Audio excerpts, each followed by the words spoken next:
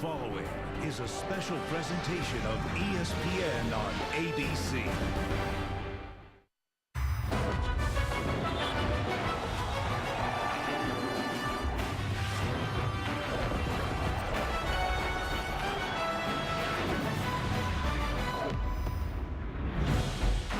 Tonight in chilly Stillwater, it is the Bedlam Series winner-take-all for the Big 12 title. Saturday Night Football on ABC, presented by Walmart.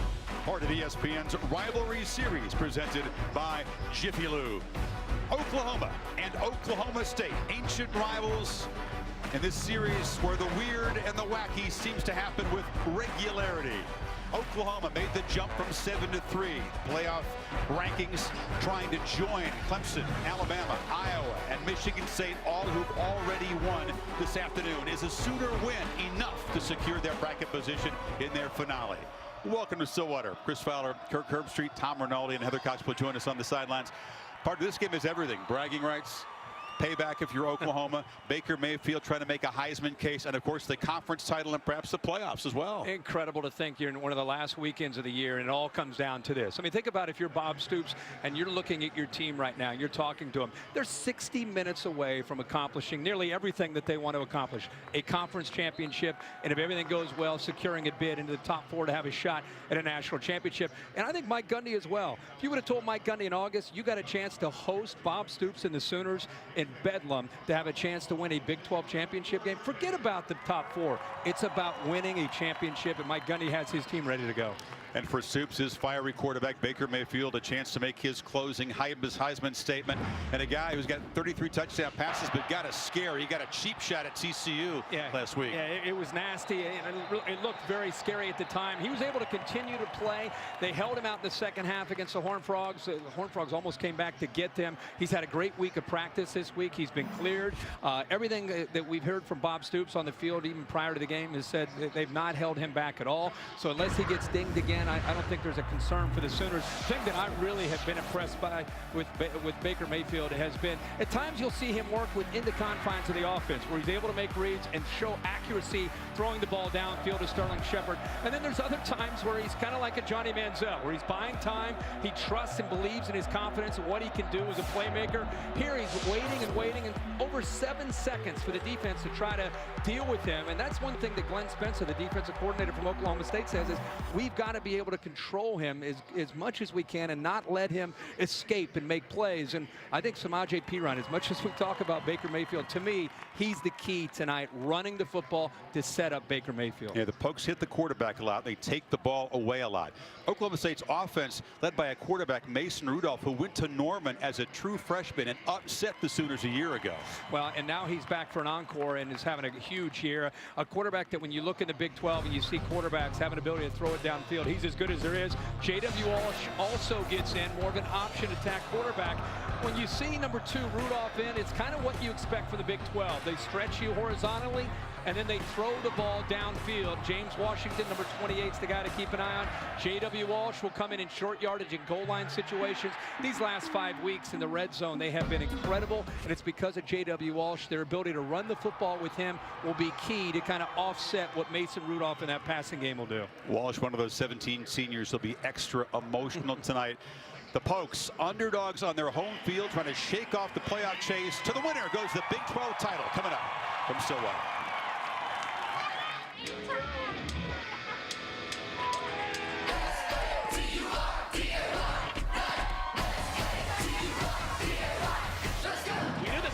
Was coming in the Big 12 in November, and it is living up to expectations. How big is this game for the state of Oklahoma? Bedlam is looming large. The Big 12 championship is on the line.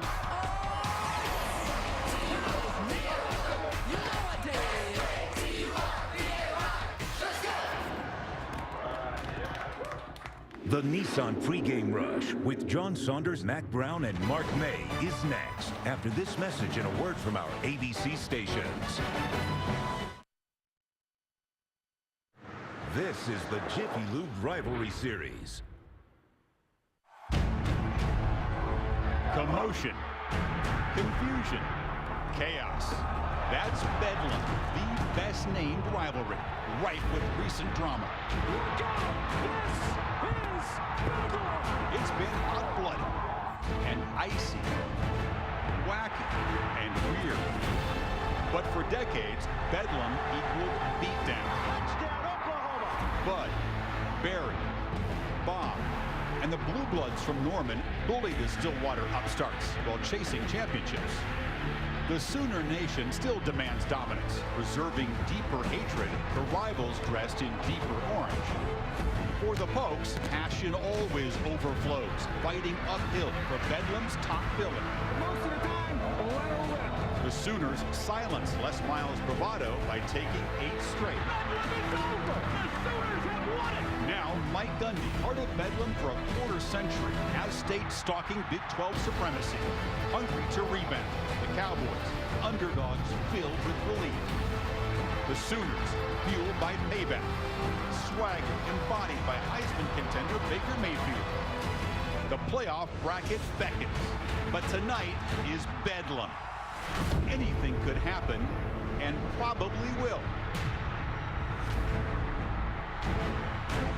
When the Sooners and the Cowboys get together, you never know. Oklahoma has just taken the field. They've actually had a better record in this series here compared to Norman. They've won 5 out of the last 6. Historically, of course, this is one-sided, but the Cowboys have had their moments, and they've had some big wins in recent years under Mike Gundy. Bob Stoops 8-2 head-to-head against the former Oklahoma State quarterback. There's the Sooners quarterback tonight, Baker Mayfield's first taste of this Bedlam series. Began his career at Texas Tech and then redshirted in Norman a year ago, watching as the Cowboys stunned the Sooners. His top receiver, Shepard, has had just a monster stretch run. Of course, his father played here, and he understands this rivalry and has been a part of the Oklahoma Sooner football family for a long time. Can imagine what's going through his mind as a senior. Eric Stryker, another senior, he had to learn what Bedlam is about. He comes from Florida, but he will be targeting those Oklahoma State quarterbacks tonight. You can bet on that. No doubt about it. He has to have a big night along with Charles Tapper to be able to try to slow down Mason Rudolph and the Cowboys passing game. And the Cowboys dressed in all orange tonight on senior night, about to make their entrance with the nightclub lights and lasers and all that stuff.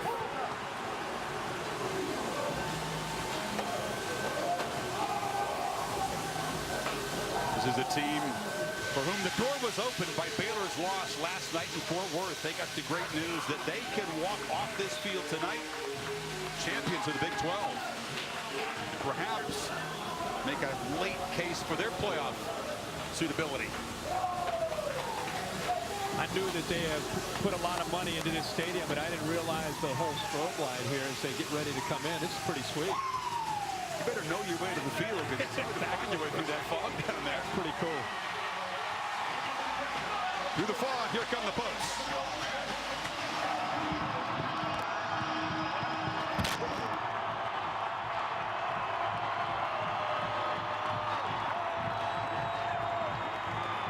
The ice and the rain moved off, thankfully. It's still hovering near freezing at kickoff, but none of those awful conditions that really played a part in that TCU Baylor game down the road last night. To Tom Rinaldi on the field. Chris, thank you very much. Coach, misting right now, wet conditions forecast. How does that affect the game plan? Yeah, you just got to be smart, get 2 hands on the ball when you can and secure it, but it's not too bad right now. How do you coach the team to play in the moment, Bob, while knowing what's at stake? Well, you know, just do what you're asked to do. Don't try and do more. To me, that's the key. Play within yourself, do what we're asking you to do, and play hard. Good luck to you. Appreciate it. Thank you. Chris? So Stoops, who has the upper hand in this rivalry, and his counterpart, Mike Gundy for Oklahoma State, in his 25th Bedlam game as a player, assistant, and now head coach. Heather Cox with him. Chris, thank you so much, Coach. The landscape changed dramatically last night, making tonight a winner-take-all game. How does that affect your mentality? Well, our guys are ready to play, and this is what we work for year-round. I'm sure both schools do. I know our guys have busted their tail. You put yourself in a position that if you win the conference. I don't know what you can ask for in a long season other than that. As Chris just mentioned, it's hard to believe this is your 25th game as a player or a coach in this Bedlam game. What makes it so special in your mind? Well, we don't have professional football in Oklahoma. So during this this week, everybody either wears orange or red. And it's a lot of fun for everybody. We know their coaches. We know their players. They know us. It's just a great rivalry. We'll let you get to it, Coach. Thank you. Chris? A rivalry, Heather, that defines the Gundy family, because Mike's brother Cale, an assistant on the Sooner staff. And he said it well. They didn't need any extra inspiration, but they got it last night, knowing they could be conference champs for the win. Anytime you can play your last regular season game and you've got a chance to win a conference championship, I don't care where you're coaching, that's big. And Mike Gundy, that loss for Baylor opened up the door, and now they're, again, 60 minutes away from having a chance to surprise a lot of people. I don't know how many people back in August would have said that Oklahoma State has a chance to win the Big 12 championship. For that matter, I don't know how many people would have said Oklahoma has a chance to win the Big 12 championship, and the winner of this game will be the conference champ. Both teams came off subpar seasons a year ago. There's a fan being attended to in the end zone. A photographer apparently got knocked down in the pregame run-out, so you can see some security personnel surrounding the photographer and giving some assistance there.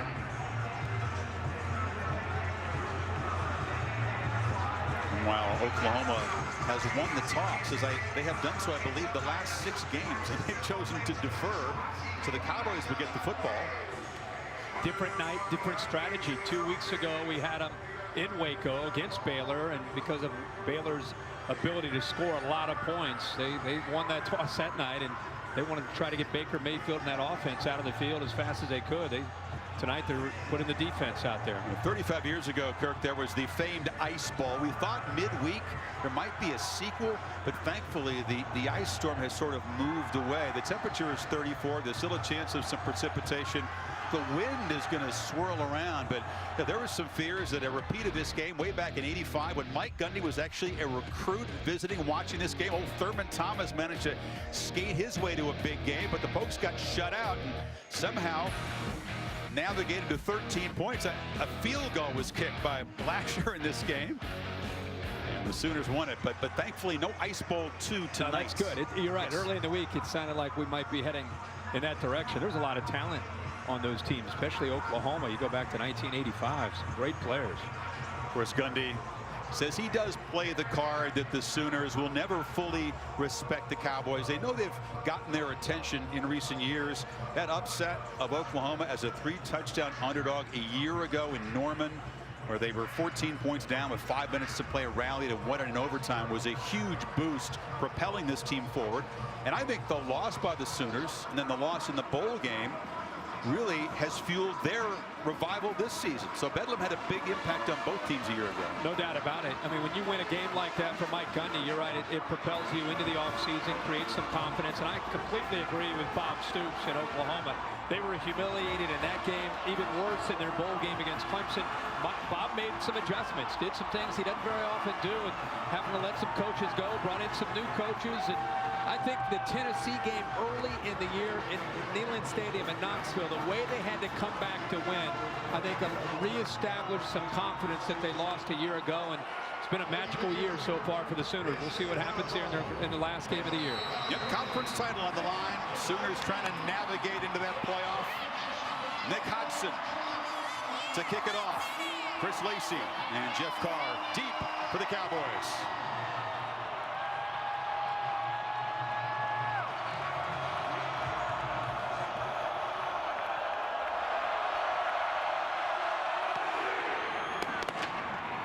Kick driven through the end zone. So we'll see Mason Rudolph, the sophomore out of Rock Hill, South Carolina. Not a highly coveted recruit out of high school, but Mike Gundy spotted some things he liked in this guy, and what a 2-year career he's had so far. Yeah, and it really, since their bye week, he has been on fire. He's taking care of the football. He's thrown for close to 1,700 yards since the bye week, 12 touchdowns, 1 interception, and that'll have to continue. He's got to be able to take care of the football tonight against a very aggressive and athletic Sooners defense. But on senior night, the senior J.W. Walsh, number 4, gets the official start. One of the unusual backfield formations we'll see, kind of the inverted wishbone look.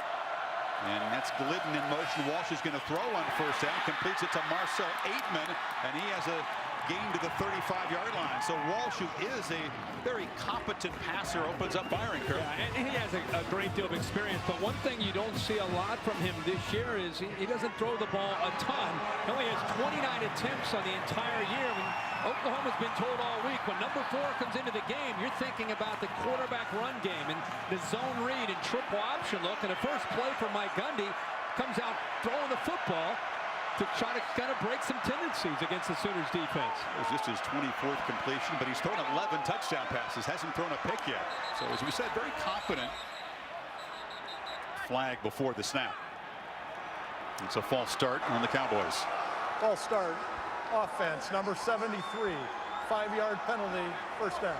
You know, you and I, Chris, opened up the season a year ago, our first game together, actually on Saturday night. And they played in Arlington against Florida State, the defending national champs. And I was really impressed with J.W. Walsh that night. That night he was running and throwing and doing a lot of different things prior to his injury. And since then, Mason Rudolph has taken over, but he still has a package. Usually it's been short yardage and red zone. This is unusual for him this year. And Walsh takes off, tries to find some room to the boundary, hit immediately by big Charles Tapper, the senior defensive end. So they're going to be very alert for those quarterback runs, as you said, when Ford's in there. Charles Tapper is a senior and a veteran that is really one of the guys that gets this football team focused and helps create energy on the defensive side of the ball. He will be a handful. Oklahoma State, if there's one area that to me in this matchup is a concern for them, it's the matchup in the trenches. The Sooners come in with a lot of confidence. Oklahoma State's just trying to manage things up front at the line of scrimmage. 2nd and 13, that's Jeff Carr. The freshman goes in motion, and they hand it off left side. Rennie Childs, the junior from Houston, knocked down quickly by Matt Diamond. It'll be 3rd long.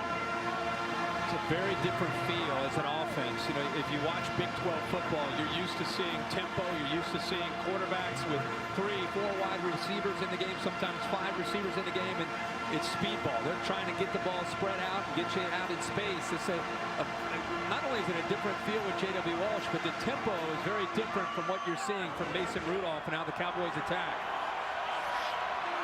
Chris Carson, the junior from Georgia, number 32, the back to the left of Walsh on 3rd and 10.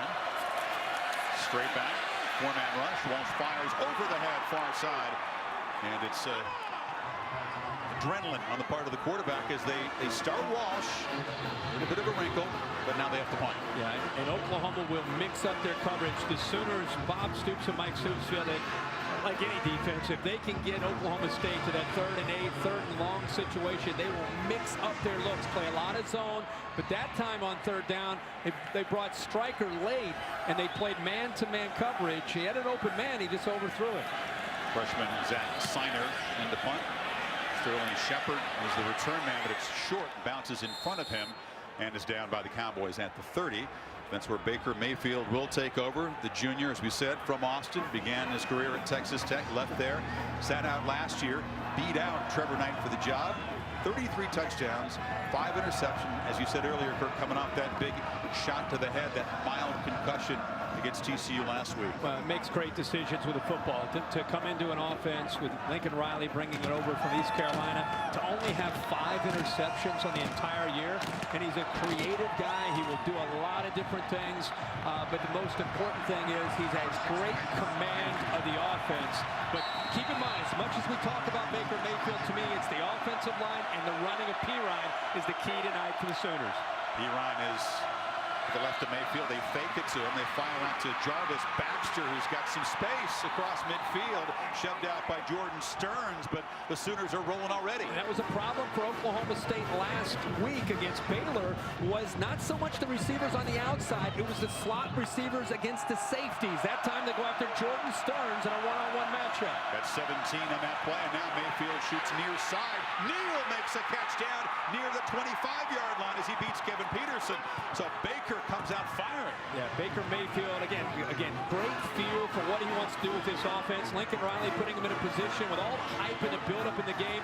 Instead of easing their way in, they're just coming out with guns blazing, throwing the football, attacking this Cowboys defense. Well, this is not easing their way in. 17 yards, 22 yards, and now Mayfield wants more, but he cannot escape. knocked down. He'll be chased all night by Emmanuel Ogbah, the sack master out of Houston.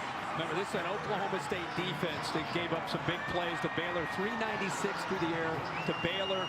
They also struggled against TCU, 445 yards against TCU. So right away you can see Lincoln Riley has confidence in both the run and the pass, but right now trying to go after that secondary. 13th sack for Ogbah, 37th for the Cowboys offense. So on 2nd and 13, Mayfield on the run, flips it across the middle, but taking a huge shot there. Trey Flowers delivered it, knocked the ball loose. Andrews, the freshman receiver. Well, that is a great hit, and Baker Mayfield was fooled by the coverage. He was expecting man-to-man. Trey Flowers looked like he was sinking back, and then right there ends up timing up his hit against Mark Andrews just perfectly, but that's on the quarterback, Baker Mayfield. He can't leave his receiver out to dry like that. They confused him by mixing up the coverage. Play clock running down as the noise arrives on 3rd and 13. Mayfield at protection, know when to throw to, now rolls and just fires a low shot, incomplete on the near sideline. So Oklahoma gets 39 yards on its first 2 plays, but then the drive stalls. Give Brent Spencer and the Oklahoma State Cowboys secondary a lot of credit on those last couple plays. They did a really nice job of mixing up their looks. You could even see Baker Mayfield back there. We've seen him when he gets confused at times, and when he doesn't trust it, he usually likes to buy time and dance around, but the Cowboys did a good enough job to chase him out of that pocket. Austin Seibert, a very solid true freshman kicker. They've been perfect from 40 to 49, but that one never got held properly. It looked like he kicked the laces and it comes up short. Yeah, I'm with you. It looked like they did not do a very good job of getting that ball, not just down, but turned away. The laces need to be turned away. Yeah, that was not Mike Wack up here, one of the spotters for us, Chris Fowler's spotter. He would not approve of that at all. That was not good. So the Sooners move the ball quickly, but come up empty in their opening possession. And the Cowboys go to work next in Bedlam.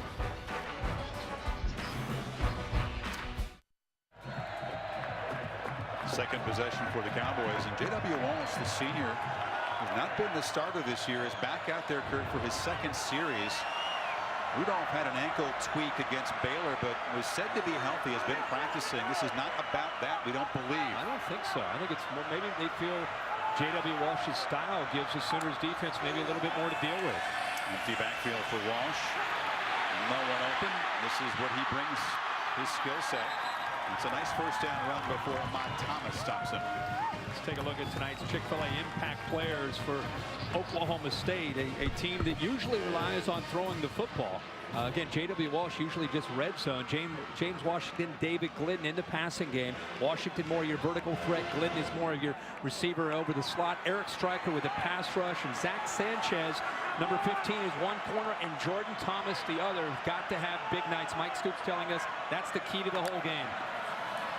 Larson goes in motion. Walsh hit immediately as Matt Diamond penetrated and dropped him. You know, you see zone reads so often, and you're reading this guy right here. Watch how fast he collapses down on the back. I think he confused J.W. Walsh. J.W. Walsh was anticipating him staying with the running back, but by pulling it, got to give Matt Diamond a lot of credit just because of his intensity and how quickly he collapsed down. That speed of which he was able to do that, I think confused Walsh on the read. You got Charles Tapper, Charles Walker, and Stryker will get most of the attention, but Matt Diamond having a fine season as well, the junior. So it's 3rd and 7 for the Cowboys. Walsh has plenty of protection from the pocket, delivers a strike across the middle. Completion. And James Washington, the big play receiver for the Cowboys, moves to Oklahoma's 45-yard line before Jordan Thomas wrestles him out. And this is Oklahoma's answer. Rush 3, drop 8. But look at the patience right here to find the throwing lane. Nice job letting the receiver Washington clear. It took a great job of the offensive line also protecting. But J.W. Walsh, a runner, showing the patience, making the right read until his receiver cleared over the middle. Got 23 yards on 3rd and 7. How sweet does it feel for this guy who's been a loyal role player this year to get the start on senior night? Chris Carson running right. Just bulldozes for about 7 on first down. You got to love the guy just because of everything that he stands for. And if you've watched this Oklahoma State team play this second half, he's been very similar to what Baker Mayfield has been as far as just providing a spark. When he's come in the red zone and short yardage, when he makes a play, he scores a touchdown. He's celebrating with his teammates. The team seems to feed off of that energy. But this has been very different tonight from anything that we've seen from him this year. As I said, he's been playing quarterback in the past, but not this year. Walsh delivers far side. Washington makes a catch and is muscled out. He's the son of a legendary high school football coach. He wants to be a coach.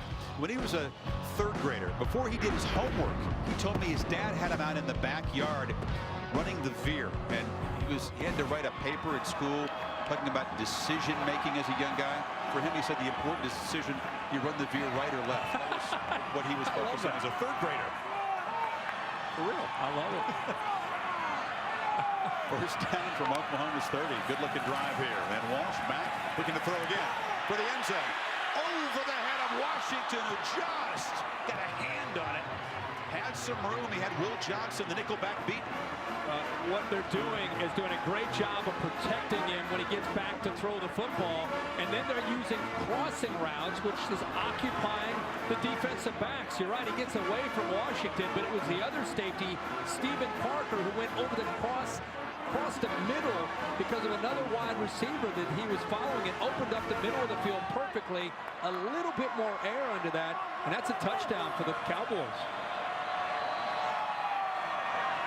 Sooners up pressing those receivers on 2nd and 10. Walsh fires near side and immediately flying up to knock down Childs. A couple of Sooners, including Jordan Thomas.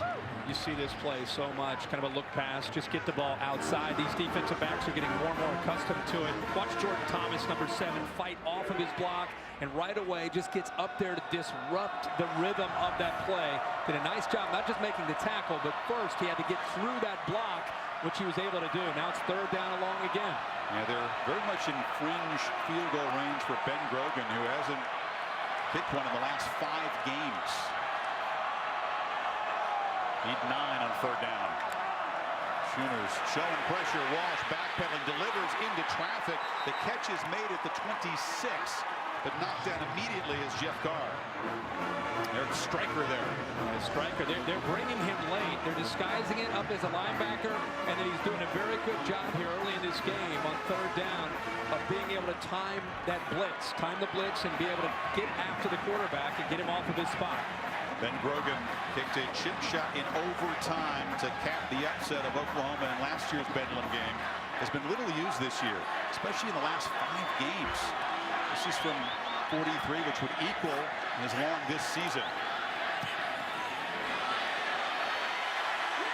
Drives it just through. So Oklahoma misses their field goal. Oklahoma State makes theirs and jumps on top 3-0.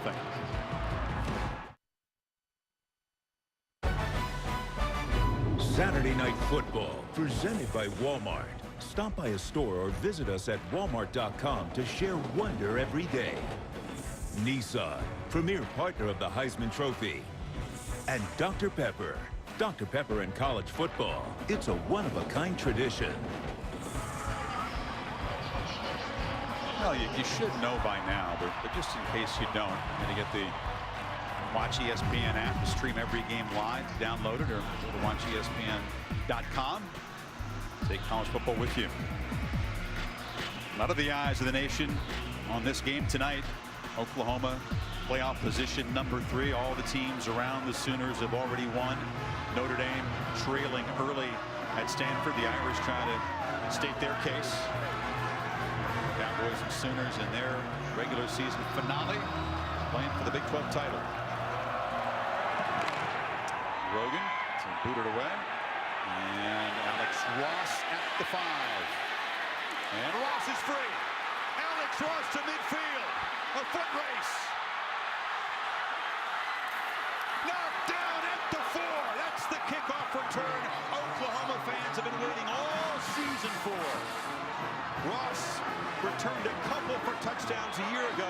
He hasn't got loose like that all year, though. No, and give the wedge a lot of credit for some great blocks to open this up. This is something you work on and see if he's just tired or if he's injured. But watch the blocks up front. Nice job of getting a hat on a hat here. It just opened up, and the speed of Ross, he's been able to split it. I'm surprised he ends up getting caught there from behind to prevent the touchdown by Jones, the corner. It looked like his ankle maybe got caught underneath there, but boy, what a great job. Here's pylon cam here. Great job by that wedge. They opened that up completely to give Ross that crease that he needed.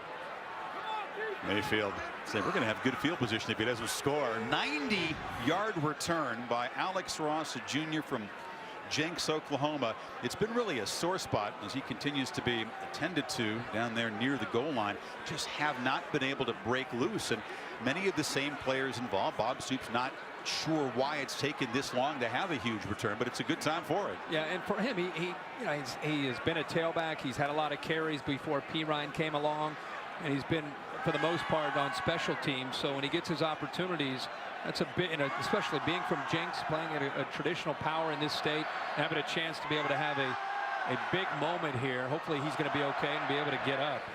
You know, he's disappointed about not reaching the end zone. But after a frustrating season, which has seen Oklahoma 112th in the country in average kickoff return distance, Ross breaks out and finally helped to his feet.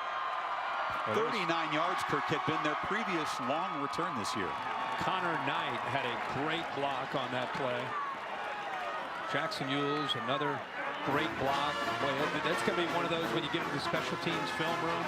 There's going to be about 4 or 5 guys that did just a perfect job of setting that up. And as again, Ross has the speed to be able to almost take it all the way to the end zone. That kind of a play, of course, can switch momentum immediately, quiet down Boone Pickens Stadium after the Cowboys had driven 44 yards and 9 plays for their field goal.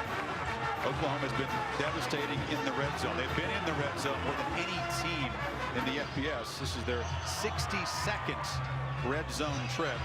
They've scored 40 touchdowns, kicked 14 field goals. You expect to see big number 32 Samaje Perine in this situation. Yeah, and of course the way they attacked on that first series, they threw the ball for the most part. Perine didn't get his hands on the football because of the way Lincoln Riley decided to come out throwing the ball. Yeah, I'm with you. You got to believe the big fella's going to get the ball down here inside the 5-yard line.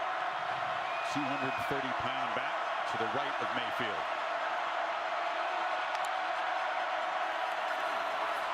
They fake it to him and throw a touchdown pass.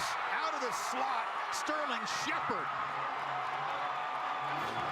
The senior from Oklahoma City with his 11th touchdown this season. You know, if you're going to go play action down inside the 5-yard line, that's a great time because you and I and Glenn Spencer and the defense, they're thinking the same thing. And watch what it does. Look how it gets the defense up, and now you've got the opening right there. And Baker Mayfield is able to put that ball right where he needs to put it. Yeah, his second Oklahoma career charts in receiving yards with his 70th catch of the season. The slant set up by the kickoff return puts OU on top. Wow, just a great play call. Lincoln Riley, 1st and 10 play action. Goes to one of the best receivers in the country. And early in this game, they're using Perine more as a decoy, throwing the football against this Cowboys defense. ESPN's got you covered tomorrow morning for Week 12 in the NFL. 10 o'clock Eastern, the Insiders Sunday edition with all the news. Then on Sunday NFL Countdown, a couple of special guests. Thomas Davis, Josh Norman, the undefeated Panthers, join the gang as guest analysts all throughout the show. This is streaming live on the Watch ESPN app. So Cam Newton taking in the Iron Bowl today. Couldn't get the Tigers over the hump at home against the Crimson Tide, though. Hudson to kick off. Oklahoma a 1-play, 4-yard touchdown drive to claim the lead. This is Jeff Carr at the 2 and the freshman. Looking for room, cuts it back. And is knocked down across the 30. This week's college football rankings brought to you by Chick-fil-A. We mentioned that Clemson, a hard-earned win at the road against the Gamecocks. Game not quite as close as that score would indicate. Auburn battled Alabama for a while. Notre Dame just kicked a field goal. They trailed the Palo Alto by a point.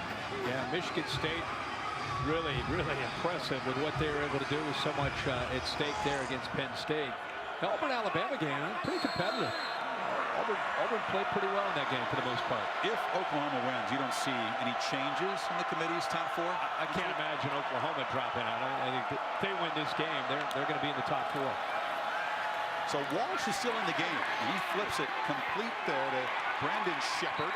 No relation, but it is curious now that in all 3 series we haven't seen Mason Rudolph, who they say wasn't feeling the effects of that ankle too much, not to keep him out. And you can see down there. I watched him in warm-ups. It wasn't as if you thought, why something just doesn't seem right. He seemed like he was okay. I wonder if just a strategy thing that they feel that J.W. Walsh and the way he can attack gives him a better chance. Walsh throwing again over the middle, complete dart down inside the 40-yard line. It's an accurate throw to Austin Hayes, the tall junior out of San Antonio. And because it's his zone, he has to get that football thrown in there in a hurry. That's a soft spot in the zone behind the linebackers and between the safety and the corner. And he puts that ball right where he has to put it and gives Hayes a chance to secure it down low away from the defender. And Walsh, Kirk, he said he attempted only 29 passes all season long. 7 for 9 tonight already for 77 yards. Empty backfield again on first down. 5 receivers for Walsh as the Sooners pressure. He backpedals and delivers for a short gain on the far side. The first time we've seen Oklahoma bring more than 4. They did bring the pressure, and they were able to get through. But J.W. Walsh and his athletic ability, it's a real strength of his. He just bought a little bit of time, and that's a win for Oklahoma State. It's not a sack. He didn't throw an interception. He didn't have to throw it away. Pick up a couple yards, and just showing Oklahoma that, hey, I see your pressure. I feel it. And I welcome it. Those Oklahoma State wide receivers against man-to-man, they can make you pay for it when you blitz them. That was the freshman Jalen McCluskey. They really spread the ball around this offense. And now Walsh looking to throw again, delivers near side. Shepard again, knocked down inside the 30 by Jordan Thomas. It's right near the marker. And it will be a first down. Heather? Chris and Kirk, I can confirm from Oklahoma State officials that they are holding Mason Rudolph out right now because they're keeping an eye on him after he did sustain that foot injury in last week's game. Yes, Mike Gundy admitted he wants the run game, but they're also protecting him. Meantime, Walsh just keeps firing and throws a touchdown to Jawan Seals. And the Cowboys reclaim the lead. Boy, a little slant and go here by Seals. Zach Sanchez is saying that he got pushed in the back. It's a slant and go, one-on-one matchup. Definitely has the push there with the slick turf. Sanchez goes down, but that's what Zach Sanchez was upset about.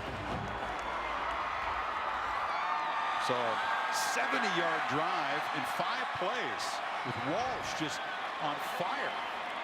And Grogan for the PAT as Oklahoma State reclaims the lead. Bedlam wild as we expect in the early going.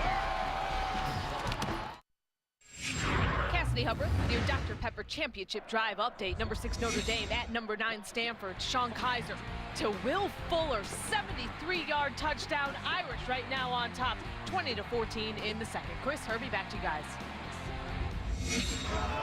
Notre Dame 10 points to claim the lead. Oklahoma fans will be keeping an eye on that. They'll feel more comfortable about their chances if they win should the Irish lose. But for now, their immediate concern, underdog Cowboys, who jumped on top 10-7. Logan drives it to Ross. He just had the big return and appears to be okay. Recovered from that, but takes a huge shot. Ball comes out. Cowboys cover it. Say no fumble. They're ruling that Ross was down. A huge shot was delivered by Devontae Everett, the linebacker. And now some jawing between the teams, not for the first time in this rivalry.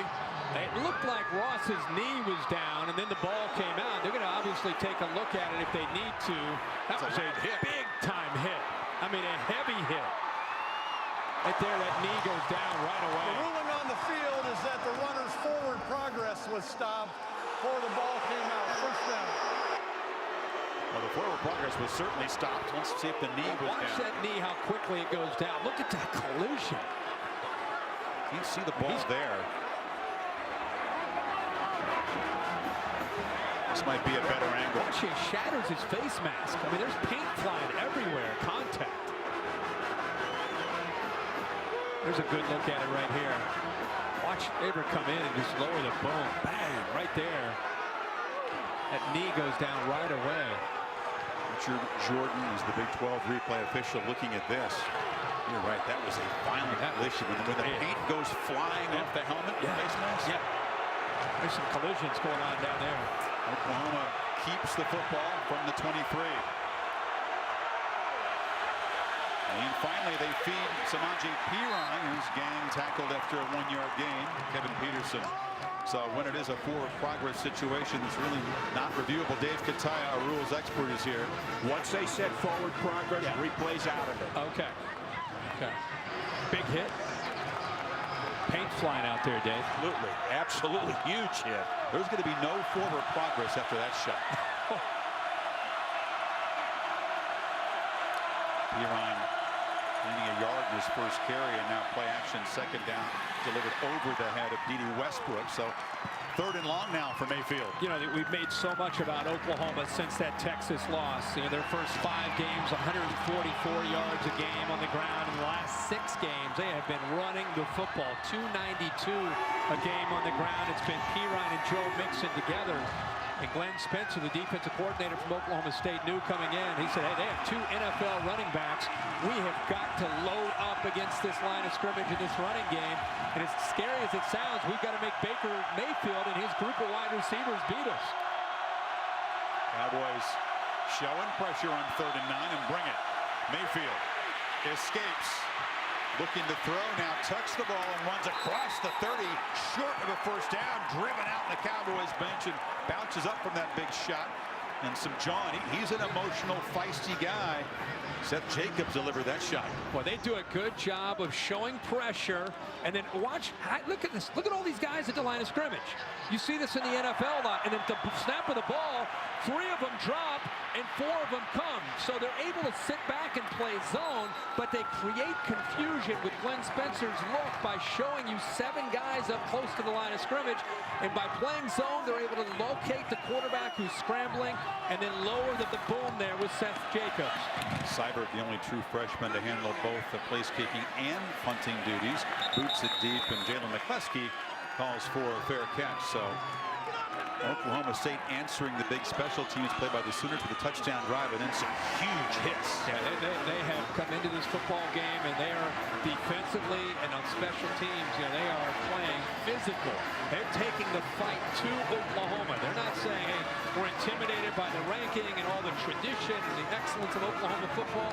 They're welcoming this challenge, and you know, J.W. Walsh and his leadership, a big part of that on the offensive side of the ball, to such a great start tonight. 10 of 12 through the air. Remember, this is a quarterback that coming into tonight only had 29 attempts on the entire year.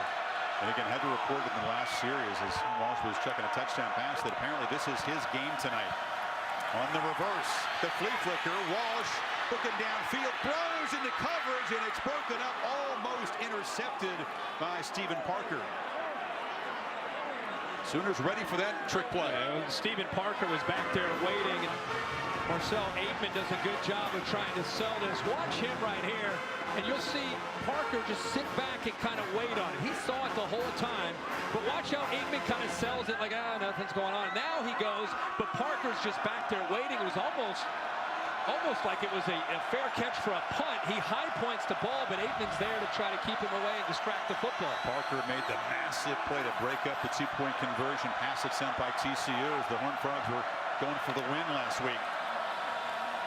Hand off to Carson. He just runs right over Dominique Alexander, the linebacker. This is a very aggressive and physical start for the guys in orange. No doubt about it. You know, they have come into this game, and you can imagine when you get into a rivalry game and you hear about all the talk all week about what's at stake for you and what's at stake for them. To me, it's so much about emotions and momentum when you get into these rivalry games, but you got to give the Cowboys and Mike Gundy and his staff a lot of credit for coming out and playing with a certain mentality early in this game. Cowboys actually had 12 guys in the offensive huddle. Judge runs in there. Play clock is still running down. It's at 2. Now we'll sort this out. They had to hustle a man off the field. Oklahoma State. That's their first Cowboys charge will spend a timeout of the half. It'll be a 30-second timeout. There's JW and that last touchdown drive. Yeah, J.W. Walsh is just kind of feeling it. How great is this to see senior day, a guy that hasn't, he's been more of a short yardage or red zone guy. This drive, the last time they had the ball, 4 throws. And here's the big one where he puts it up in the air and relies on his receiver to go up and make a play on the football. And Juwan Seals, a highly talented individual coming out of Port Arthur, Texas, 6'2", about 198 pounds, goes up and makes the play and gives the Cowboys the lead. But J.W. Walsh, man, in for Mason Rudolph and off to a great start. Walsh was sick last week, had a fever, really couldn't play very well. Wasn't a factor at all in the loss to Baylor. Even though Rudolph was hobbled and really couldn't move at all at the end of the game, they didn't go to Walsh because he was subpar, but he looks healthy and ready for his senior night moment tonight. That's right. Remember, third and medium like this, you always have a quarterback run game, and that's something that Oklahoma is well aware of with number 4 back there. But you also have one-on-one opportunities out on the perimeter with these receivers. Sooners have not been a great third down defense this year. They bring pressure. Walsh delivers incomplete. They really forced the issue, tried to find Glidden on the near sideline, but he was defended over there by Will Johnson. So 4th down. The adjustment that Mike Stoops has made for a defense that's been playing more zone the last 3 or 4 weeks, and rushing 3 and dropping 8, rushing 4 and dropping 7. Here with Walsh, I think they feel he's less effective by bringing the blitz. That time they brought Parker and also the linebacker Alexander, trying to disrupt his rhythm and make him throw the football a little bit quicker than he's ready for. Signer. There's a nice punt. Shepard makes the catch and scampers out at the 34-yard line as we check in with Cassidy Hubbard for an update. Hi, Cassidy. Hey, Chris. Taco Bell's studio update. Stanford responding quickly. Kevin Hogan to Michael Rector, who breaks a tackle and takes it in for 6. 21-20 Cardinal now. 12 seconds to go in the second. Back to you. Cardinal believe that they can make a playoff case even with 2 losses, if they can beat the Irish. Need some help, you have to think. Yeah, if they go on to then, remember, they got USC. And by the way, congratulations to Clay Helton and USC beating UCLA after everything that they've been through, losing, having to let Steve Sarkisian go, all the injuries. That was a big win today for SC. So Perine with his second carry, bust loose. Samaje Perine to midfield. They will not catch him. Touchdown, Oklahoma. 68 yards. That's why you got to feed the big fella. Yeah, that's what you're accustomed to seeing from Oklahoma. And I was surprised at how quickly Perine was able to get to the edge. I think that's a mistake by Oklahoma State's defense. That was too easy for him to get outside. He really didn't rely on that much blocking on the outside, but he gets to the edge in the corner, and he shows you he's got some speed. He sure does, man. Seibert knocks it through. Oklahoma reclaims the lead. He's big, he's tough, he's strong, and you're right, he's got tremendous speed and flexibility. No doubt about it. Watch the big fella right here. You have Brown right here who makes a block, but watch how easy he bounces. I would have thought it would have been a linebacker maybe scraping, but he doesn't. That's not. He gets caught up right there. And look at this. You don't have anybody to block for the right guard and the right tackle, and then you have the receiver and the defensive back on the outside. And he's in man-to-man coverage. Watch D.D. Westbrook right here. Eventually, the corner, Hunter realizes that Samaje Perine's coming down the sidelines, and D.D. Westbrook hustles all the way downfield to pick up that key block to let him get into the end zone. The perils of man coverage on the corner. Yeah. Bailing didn't even know the running back. He's got his back turned in man-to-man coverage. By the time he realized that Perine's coming down the sideline, he takes a peek, and D.D. Westbrook does a nice job of helping to finish off that play and getting Perine all the way to the end zone. But there's a mistake by Oklahoma State to allow Perine to get to that edge that fast. Both Sooner touchdown drives have been one play. You saw the Alex Ross kickoff return, which set up the Mayfield to Shepard 4-yard pass, and then Perine 68 yards to the house in 11 seconds. Back and forth, folks. We promised you some fun tonight in Stillwater. Had a few lead changes already. A great start to this game.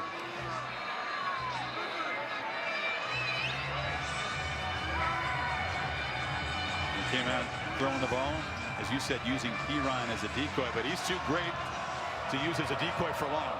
Yeah, no doubt about it. A true sophomore who really does have the look of an NFL-ready running back right now. Not yet eligible for the draft, of course. Jeff Carr will just take a knee, and the Cowboys will take over. Hey, Chris, let's go back and watch this. And watch Dede Westbrook. You let this roll. You'll see Dede Westbrook down the sideline out here. Watch him and what he does to confuse Hunter. He's acting like it's a deep ball coming to him right here. Hunter's thinking it's going to be a bomb. And look at him. He's going, I'm going to catch it. Hunter's trying to go make a play on the ball. Little does he know that here comes Samaje Perine running down the sideline and into the end zone. That's like a shortstop trying to fake, like the ball's coming. The little things a receiver can do. That was great. Well, and so what do Walsh and the Cowboys have to do to answer that one-play touchdown drive? Move it off inside. They get inside striker with Raymond Taylor, but Jordan Evans, the linebacker, knocked him down. Yeah, he's like, I saw you. I saw you. Good job. Good job. I see you. That was great.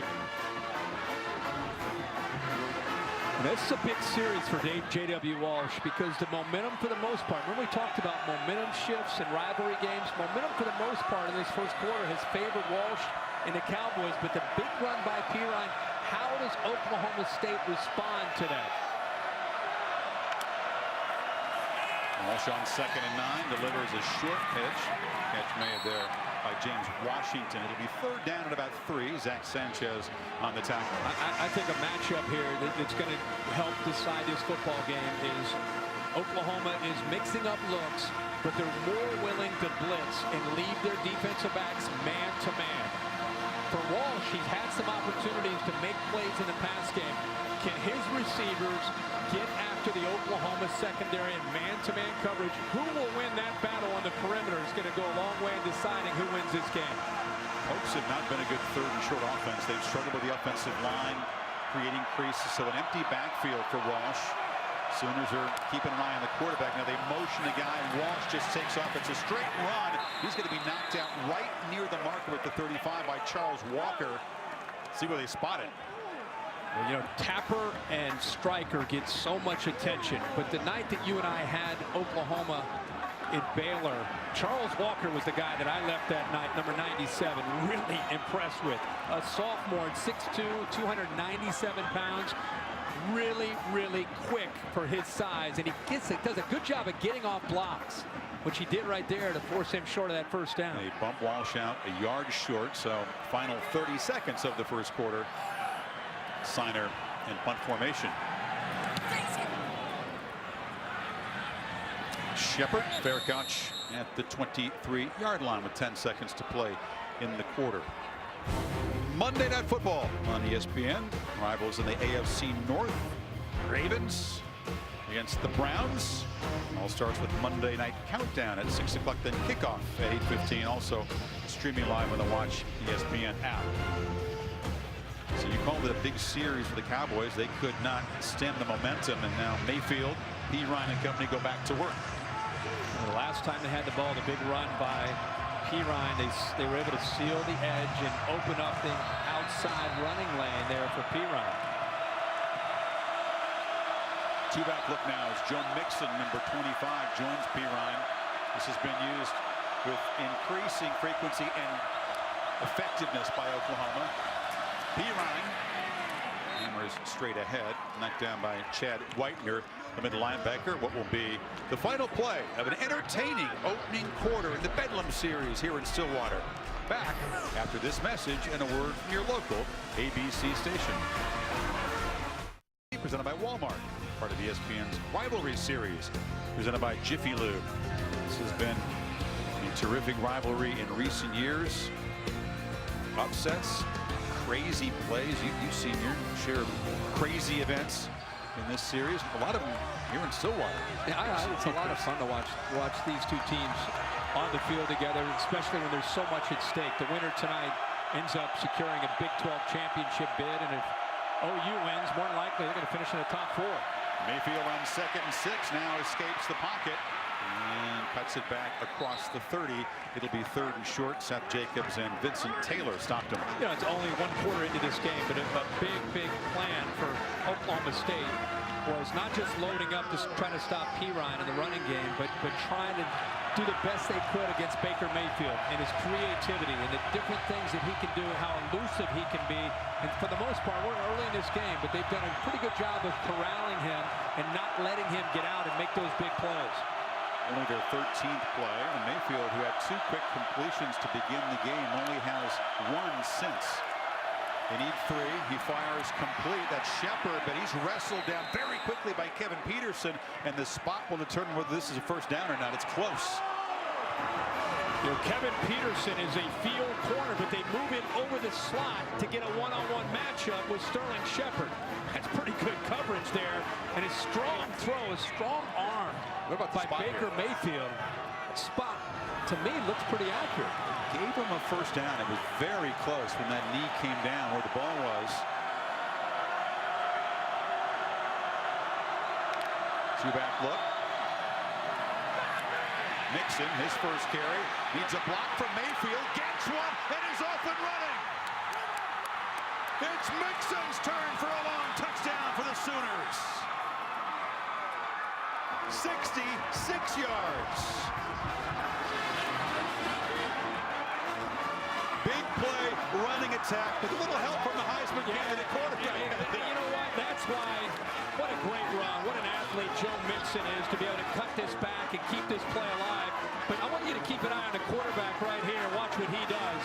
And watch him, even after the block, what he does. He opens that up right there. I'll tell you, Joe Mixon out in the open field has some serious speed for his size at 220 pounds.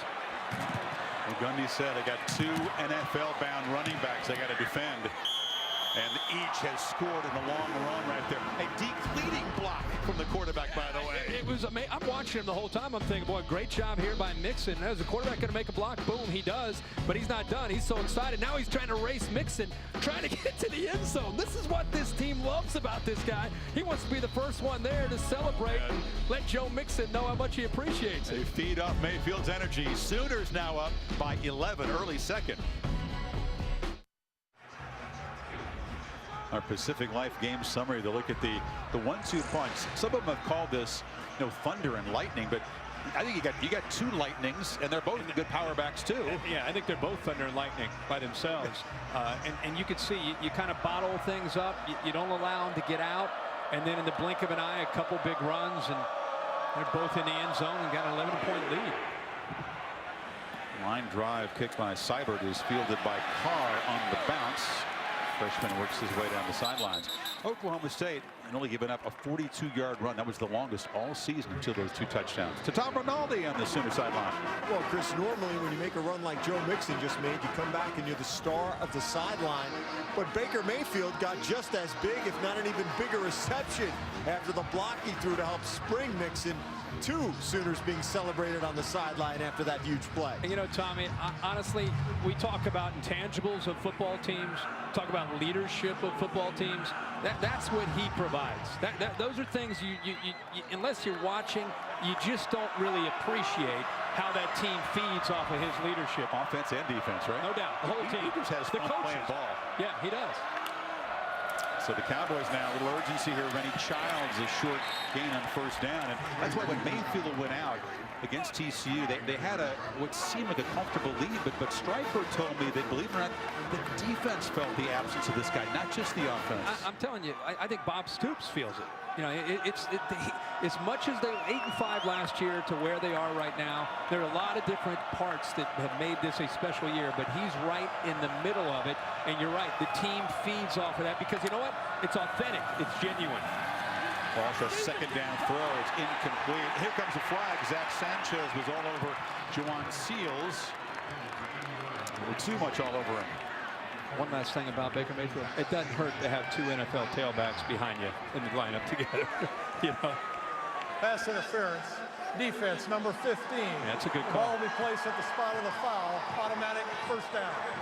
And Sanchez were an alpha of this secondary. Guy had a pick against the Horned Frogs last game. Won't be the last pass interference we see called tonight. No, a lot of them in this conference. No, and this, we talked about a big series earlier for J.W. Walsh and this offense, and now after those two big runs, you just feel this stadium, they need something positive here on this drive. It's been Walsh passing, not running, which is a complete role reversal. Sooners bring pressure. Walsh gets it away. It's a low throw, and McCleskey catches it about the 44-yard line. It'll be third down. I talked about second down, excuse me. Chris, I talked about 2 or 3 series ago about how this football team, Oklahoma's defense, their adjustment, and maybe it took them a little bit of a while to adjust to J.W. Walsh being in there instead of Rudolph. But they're blitzing a lot more and playing a lot more man coverage. The idea there is when you have an athletic guy in J.W. Walsh, you don't want to give him room to work. You want to try to force the issue and make him want to throw the ball, and don't allow him to be able to get back there and make plays with his arm or his legs. On 2nd and 7, they bring 5 again. Hit Walsh as he throws. The completion made along the sidelines there. And it seals, and then move the chains. Chris, we just talked about that. Here comes the blitz with Stryker. See how he's coming late? See how he's able to do that? The athletic ability goes right by the big tackle because of his speed, but they're disguising it and bringing it late. Here they come again. Walsh flush from the pocket. Chased, and just as he's going out of bounds, Stryker was in hot pursuit. He throws it away. Remember, this is an offensive line that has struggled for the entire year to protect the quarterback, even though Walsh is athletic. But watch Stryker not give up on this. He's right here, and watch the speed. Watch the relentless attitude of not giving up on the play. Keep in mind, Walsh is an athlete. He can get away from pressure, but Eric Stryker, as a defensive end outside linebacker, he shows you what kind of speed he has. An offense that had 8 net rushing yards against Baylor, the lowest total in 20 years. They have 23 so far tonight. Jeff Carr's short game. Gundy was telling me, if he could just somehow squeeze out 100 rushing yards, he'd feel great about that. Well, it's going to be tough to do.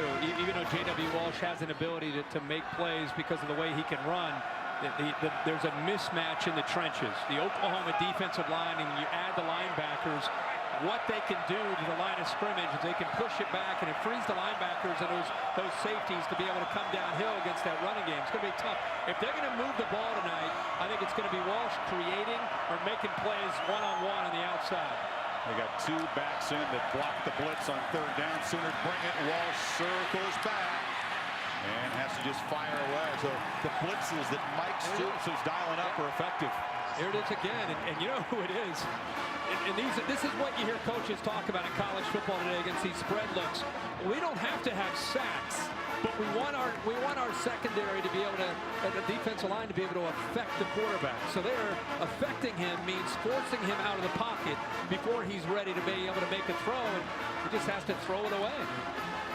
Boy, Stryker is having his way with his Oklahoma State offensive line and pass pro. So Signer to boot it away. The empty possession for the Cowboys increases pressure on their own defense as the Sooners go back to work from the 20-yard line, up 11.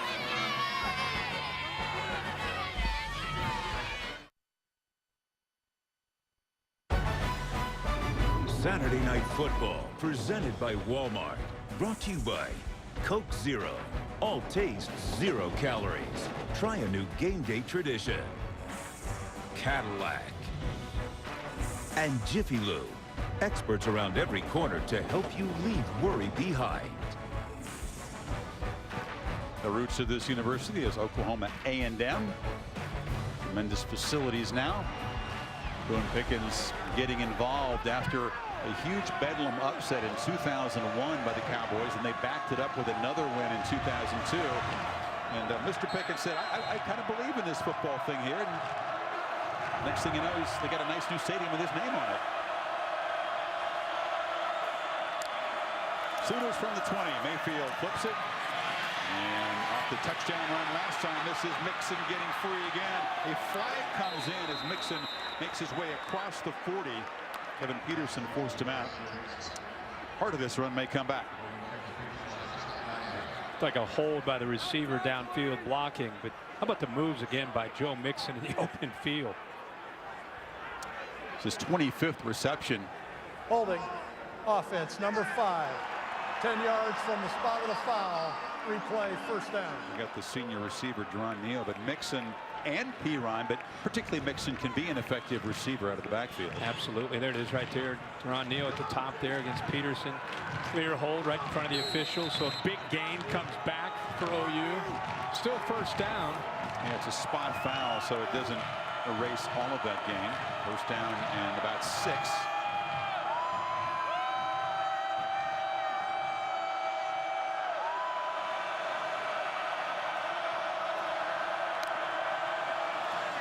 Fake it to Perine. Mayfield pump fakes and is dragged down. A short loss there. Quick penetration by Seth Jacobs.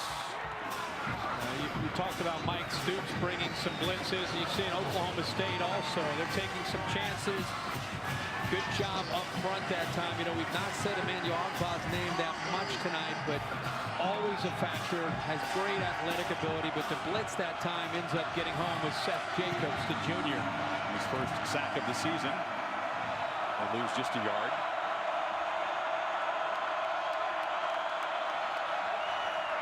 Mayfield pressured again, flips it across the middle. Catch made by Shepard, who's got room and a blocker. And the edge, and is hammered hard at the 40-yard line by Ashton Lampkin, but a nice game. Watch the 2 linebackers right here. You see pressure here, and by blitzing them, look how it opens it up right over the middle. An easy throw. Baker Mayfield just kind of baiting them, bringing them towards them, and then dumping it right to Sterling Shepard.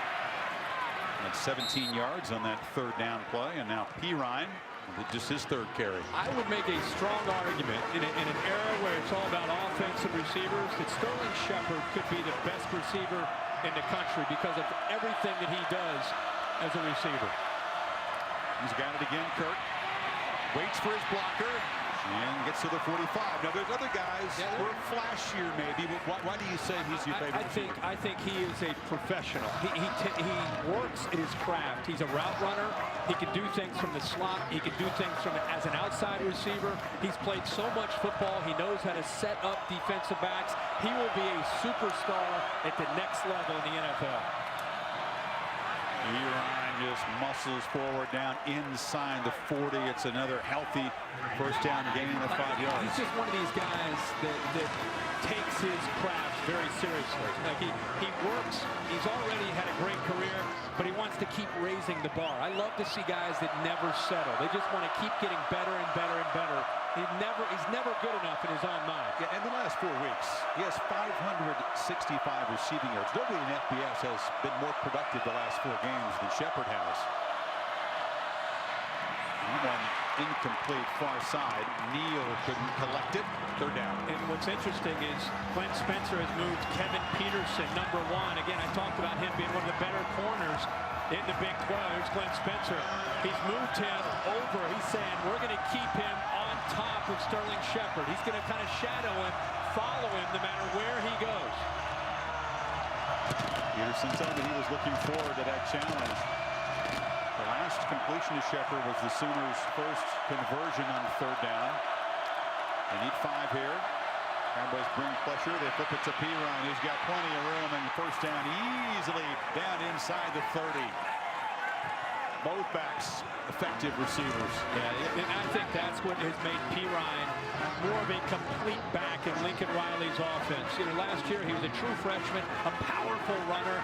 Now he's blocking for Mixon. He's blocking in pass protection, catching the ball in the backfield, does a heck of a job.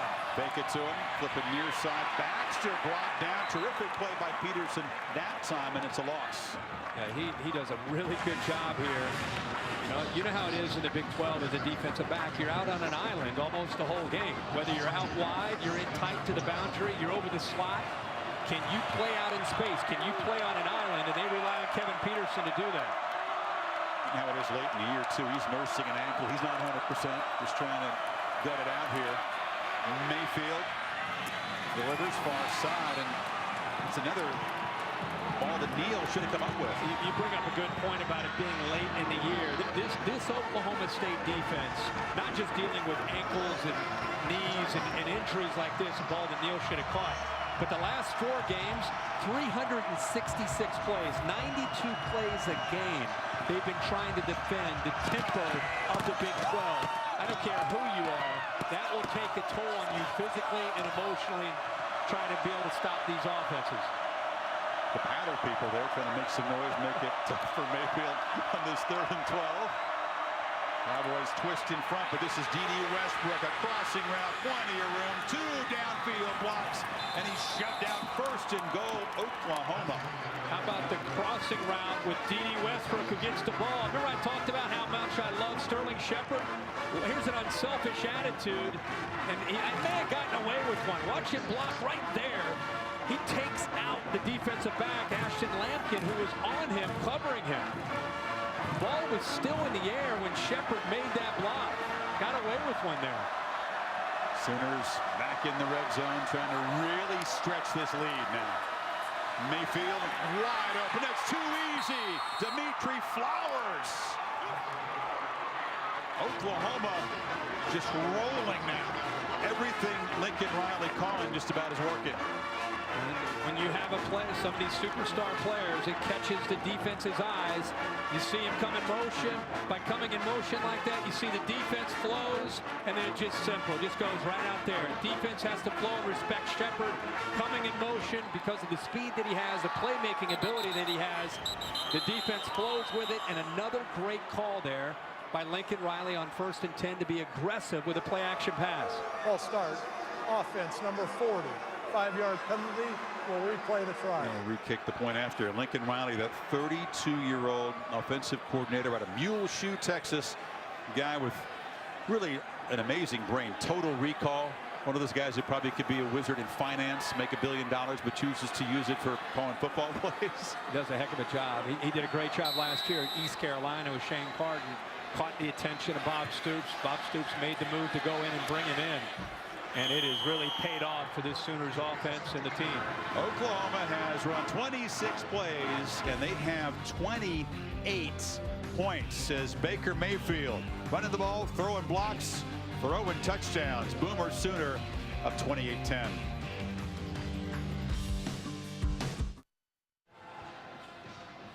Well, Tuesday night, the new college football playoff rankings presented by AT&T will be released. We shall see if Oklahoma keeps navigating toward a win here, if the committee sees fit to change anything in the top 4. Number 1, Clemson winning. Alabama over Auburn today. Notre Dame and Stanford are still battling. We'll keep you posted on that one. 23-21 Irish at this point, trying to make their case. Sure are. That'd be a big win for Notre Dame. Meanwhile, Oklahoma 21 unanswered touchdowns on each of the last 3 possessions, and there is serious urgency now for this Cowboy offense. Hodson, boot taken at the 5 by Jeff Carr. Cuts it to the left, wrestles down at the 25-yard line as we check in with that cozy truck. Our bear, Chris Felique, with the Affleck trivia question. He made it through a cold morning on the game day set. Go ahead, Bear. In 1988, Barry Sanders had that great season, 26-28 rushing yards. Who finished second to Barry Sanders that year in rushing? Wow. He's the best player I've ever seen in college football. That's the greatest year we've ever seen as a running back. I know your affinity for that season, so I figured that might throw you a little Barry Sanders question. You maybe know the answer. Ponder that, Bear. But in the meantime, there is a change in Mason Rudolph as he tried to get the straight truth from the Oklahoma State sideline and said nothing's wrong with him. Is his foot injury serious? He hasn't started until now, hasn't played. But now, Kirk, they got to throw the ball, they figure. And Rudolph, short completion to Glidden, who now just drops the ball. No, never had it. Never did complete the catch. Stryker was in there. And not a great mobility from the quarterback that time, was there? No, and it looked like the ball, it kind of was moving down through his stomach, down between his legs. You're right. I think it's a great call by the official. Watch the football. He never had it. Trying to wedge it between those cats there. He's doing everything he can. I don't think that's considered control in the catch when you squeeze it with the legs. So Rudolph, let's see if he can spark this team. And let's keep an eye on his mobility, because that's been the issue. Play clock at 5. Sooners smelling blood, but back off, only rushing 3. And almost intercepted.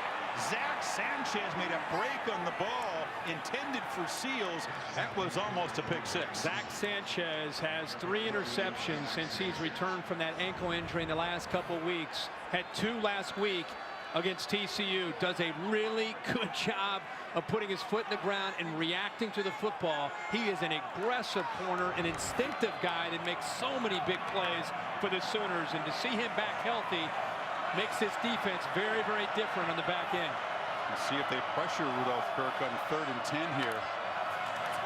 And Stryker got a running start, goes down the pocket, hit the quarterback, and it's intercepted. Jordan Thomas with a convoy to the end zone.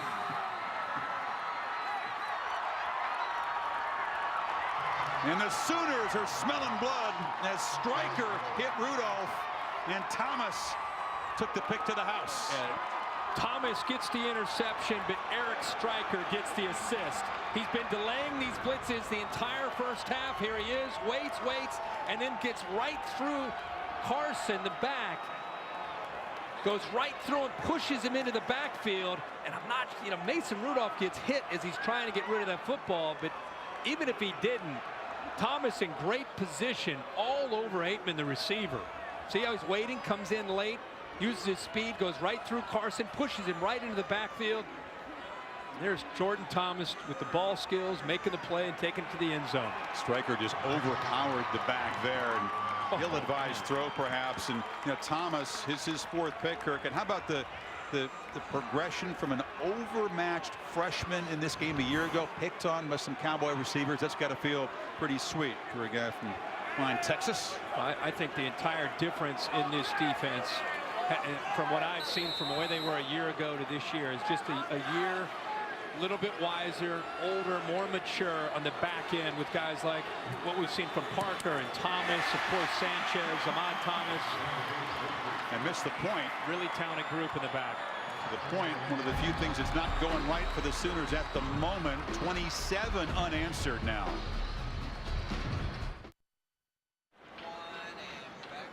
Before something else happens here, better get back to the Bear to answer our Affleck trivia question. I like the question. Barry Sanders' monster year in '88. You have any guess? Who was 2nd in rushing. I was wondering if he's going to go from a Sooner, maybe if there's a tie into this game. But I guess that. Oh. Okay. It is Darren Lewis at Texas A&M, and they already 2 years later, Lewis led the nation in rushing, and Oklahoma State's Gerald Hudson was 2nd to Lewis. So there's a tie-in. Flake, he had a great year. 1,000 yards short, the Barry Sanders. Exactly. That's what I call a runaway rushing title. You said forever. He's your favorite college player, right? Well, he's the best that I've ever seen. You've ever seen. Affleck trivia question. Thank you, Mr. Felica.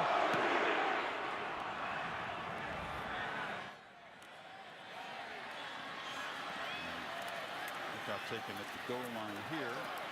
James Washington, the star receiver, not one of the normal returners, but they're trying to get anything, a spark going. And after Rudolph came in and threw 3 incompletions in the pick 6, looks like he's not the quarterback. And Gundy's going to go back to Walsh, but I got to be honest, Kirk, I'm a little confused. I don't know if you are, the way the quarterbacks have been used here so far. Well, I mean, again, for people that aren't familiar with Oklahoma State, Mason Rudolph, number 2, is their starting quarterback. He's thrown for over 3,500 yards. They run an offense where they spread you out and throw the ball a lot. And J.W. Walsh has been kind of the change-up.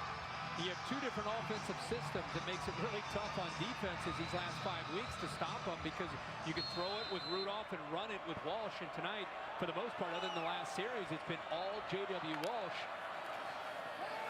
Walsh now back in, loops it downfield for Washington, underthrown. He comes back and makes the catch. DB falls down, and it's the Parks with a quick strike touchdown and cut into the lead.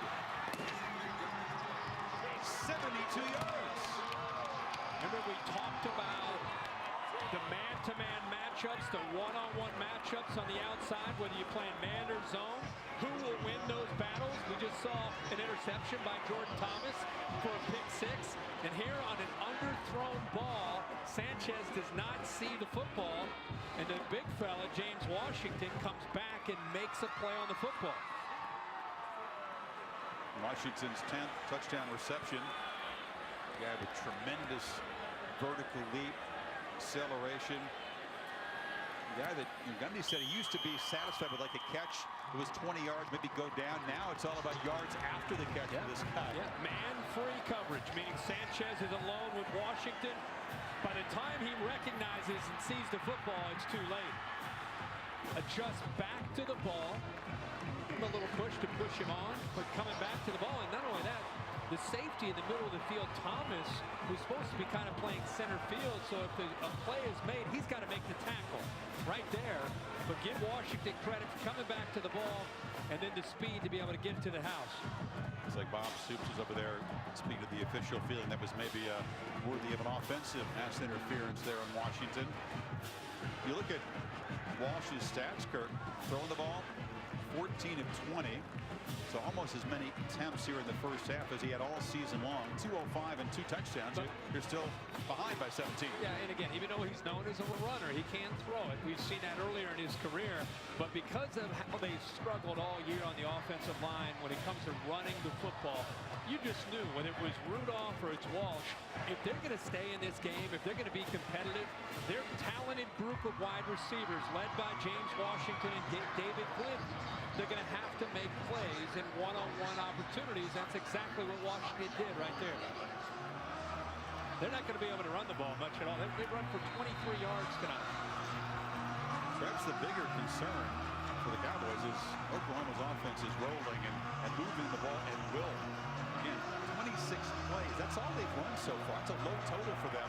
11 yards a play. Yeah, but 34 points. This is Ross. He fields it on the bounce. And Ross, who had the big 90-yard return to set up a touchdown, knocked across the 35. So Baker Mayfield, who comes from Austin, has a girlfriend who's a former soccer player here at Oklahoma State, Bailey Burmaster, the senior who is a defender here. Says she's going to cheer for her boyfriend, but she's a true Oklahoma State fan through and through, sitting the 50-yard line tonight here, surrounded by Cowboys fans. Happy for her guy, but not for her team. So conflicted tonight, I'd say. She looks bored with the whole situation. I mean, cold, yawning. She's ready to call it a night. Both from Austin, actually. Turns out her parents live just down the street from Mayfield, Lake Travis area.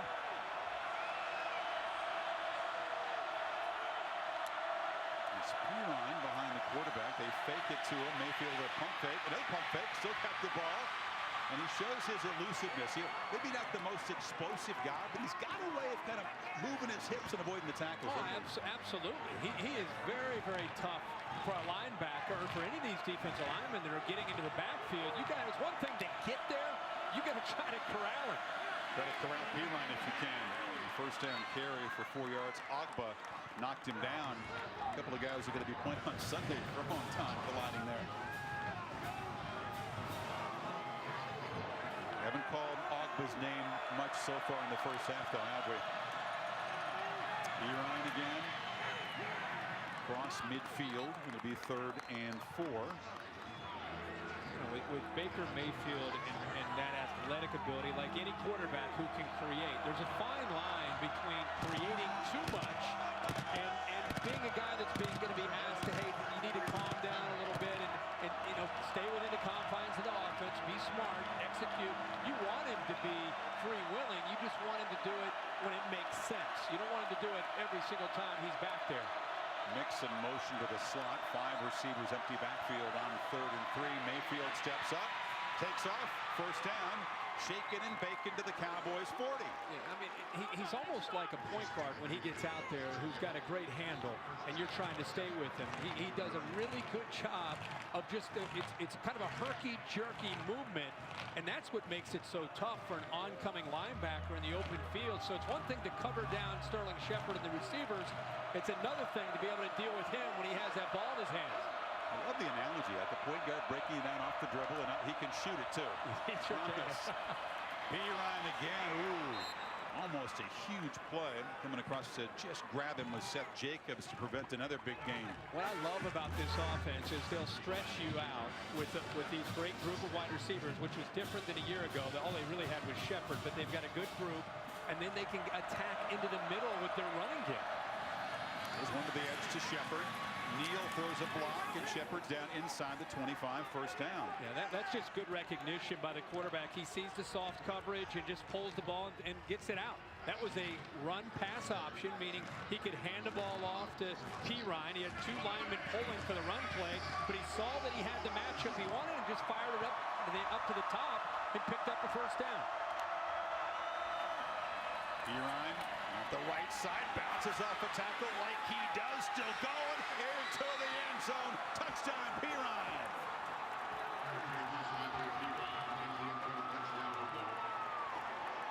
"25 yards, most of it after contact." Just how Perine does it. Yeah, he went right through the middle linebacker, Chad Whitener, the sophomore, who has stepped in this year for Ryan Simmons, one of the leaders of this team. Whitener just got as a young player, and he's been playing against a lot of backs this year, stepping in for Simmons, but he's never seen anybody like Samaje Perine and the physicality of Perine and what he can do running the ball. No drama on that PAT from Seibert, and Oklahoma continues to be frighteningly efficient on offense. 33 plays, now 41 points. Yeah, watch him run right through the middle linebacker right there. And then the safety takes a poor angle. I mean, yeah, you want to keep a track. We talked about before the game, yards after contact with Samaje Perine, because he gets through linebackers. Safeties aren't real sure if they want to take him on head-to-head, so they may come in at a different angle. He is such an impressive back, and here's the pylon cam showing you that he gets into that end zone. But that drive was really Oklahoma.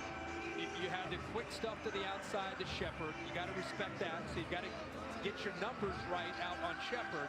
And then you've left yourself short into the inside. They're going to run the football because you're short in the inside. So it's a kind of a back and forth game between the offense and the defense, and Oklahoma has had the upper hand with the effective balance of this offense. They had the pratfall against Texas, but since that game, they're averaging more than 600 yards and 51 points. Is there a defensive coordinator in the country right now? And I'll include Kirby Smart, Saban, anybody, because they could be tracking, long way to go, they could be tracking, though, toward a semifinal, who wants to see this offense across the field right now. I personally wouldn't mind seeing them play against the front seven from Alabama. That might be kind of fun to watch. Well, I don't mean us. I'm talking about. I don't think there's anybody that wants to see them right now. No. This is Washington again. Because thinks his way and is knocked out at the 25. We'll get back to that. Continue looking ahead, perhaps, but first to Cassidy Hubbard. Thanks, Chris. Let's take a look at who's getting it done, presented by Wells Fargo. And on 3rd and 1, Ramon Wright with a plunge over the top. The Cardinals scoring on all 4 of their trips to the red zone. They retake the lead. They're up 28-23 in the 3rd. Chris, Herbie, back to you.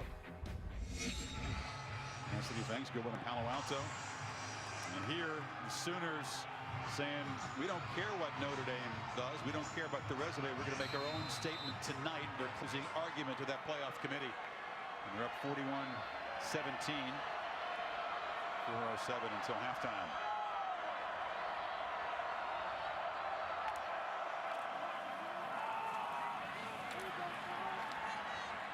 Taylor, short game. Yeah, what I was going to say is no matter who matches up with Oklahoma, the thing you have to deal with is they have it all. You have a quarterback right now playing with confidence that can run and can throw. They're going to stretch you out with formations, and they have a great group of receivers. And then you have 2 NFL running backs. They can run, they can throw, and you got a quarterback not turning the ball over, only 5 interceptions on the year. That's a lot to deal with. Walsh on 2nd down, takes a shot again, throws it into coverage, and it's intercepted again by Jordan Thomas. One to the house already, space on the sideline, and dropped at the 30. So desperation for Walsh, another takeaway, and this thing is really fitting to get ugly. We talked about one-on-one. This is just a great technician. And Jordan Thomas. Chris, you talked about last year as a freshman, he was picked on. Boy, he has come a long way. Is long and athletic, but now experienced. Great body position. There's no way the Seals can get inside there and get to the football because of the way Thomas positioned himself. And look at this. J.W. Walsh, play action, and just throws it up. hopes that his guy can make a play on the ball, but he was thrown to the inside. It made it very easy for Thomas to use his body to shield the receiver from getting to the football. Excellent play again by Jordan Thomas. He's picked off each quarterback. That's the first pick of the year for Walsh. And now Mayfield and the Sooners really smelling blood, trying to put this one away before halftime, perhaps. Perine again. Gundy's team has lived off takeaways and points off turnovers. Nobody better in the country. At home, the points off turnover edge for Oak State coming in was 80-7. He felt he needed to be +2, +3 in this game, and instead they've thrown a couple picks. That's a great point, Chris. They're +15 on the year. Second in the country coming into tonight, and felt that they had to win that aspect. And tonight so far, -2, and one of them a pick 6. Yeah, not just the takeaways, but how they cash them in so quickly. So Mayfield escapes again, still running. Look at this guy. Finally knocked down hard, but Mayfield showing his elusiveness again. Yeah, and he actually had Mark Andrews to the left for a touchdown. See number 81? But because he had pressure and he had to start to create, if he would have been given maybe just another second, or maybe half of a second, the young freshman was breaking free to the middle on a post for a touchdown. And that, by the way, is exactly who he's looking at. But Oklahoma State got to him just in time. What do you do on the 3rd and 40? You watch Perine, you watch Mixon, the quarterback run, Shepard. I mean, pick your poison. Good luck. Cowboys bring some pressure. It's Mixon on the handoff, just brought down as he was bursting free. Seth Jacobs saved the touchdown, and it's 4th down. They continue to blitz. That Glenn Spencer, give him a lot of credit. They're down 41-17, but they are not losing their aggressive mentality. They have been blitzing those linebackers all night. And sometimes it's worked out, and other times they've paid for that risky mentality. But they've not let off of that aggressive approach. Stoops says forget about a field goal attempt. At 41-17, they need 3 on 4th down. Play clock at 7. They're not going to get a playoff. They're going to have to spend a timeout here. But this is a performance that's something to behold from Texas, or from Oklahoma since that loss to Texas. It's really been tremendous. I mean, it's been a defense that, as you pointed out, is so improved from a year ago, and an offense that right now is clicking with a play caller that's in rhythm. I mean, this football team, as we get to this weekend and next weekend, the final time we'll have a chance to see all these teams, you know, you start to say, who are the top 4? Who has the best resume? Who are the top 4? And this is one game where Oklahoma at this point has made a very, very strong statement to the committee and evaluating this football team on both sides of the ball. That's what makes Oklahoma so dangerous. It's not just the offense of Baker Mayfield. The defense and how much they've improved on that side of the ball makes them a complete team, and you throw in special teams as well.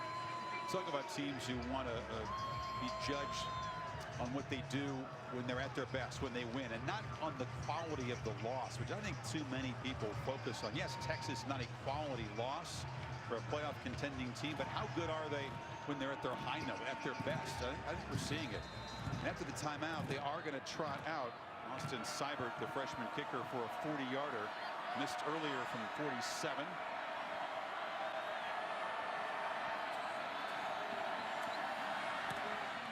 It's a better hold this time. Laces are spun away.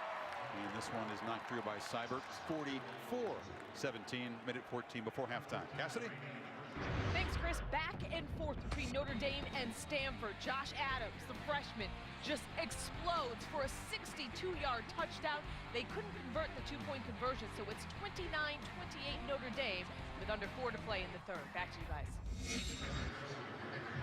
Thanks. No C.J. Prosise in the game. They just go to Josh Adams for a big run as the Irish continue to try to overcome injuries. Yeah, they have done that as much as anybody. The freshman now stepping in for Prosise, who's meant so much to that offense. John Saunders, Mark May, Mac Brown will break that one down for you. The Capital One halftime report is coming up as Oklahoma builds their lead. We're going to get the ball to begin the second half. So the Cowboys in this Big 12, where it is so tough to break serve, to get stops, Only a minute 14 for Walsh, Kirk, but you just feel like they got to try to do something here. Well, they've got a couple timeouts. 30-point second quarter for the Sooners. And it'll be a touchback. Remember, they scored it in just a play when they got the ball up a one-on-one opportunity to James Washington, made a play against Zach Sanchez. So let's see what they decide to do. Have to see the pick six from Jordan Thomas is part of it. You don't see teams with more points than plays run. That's scary good. Thomas up there saying, "Throw it my." I'll go for the hat trick in the first half. Throw it my way again.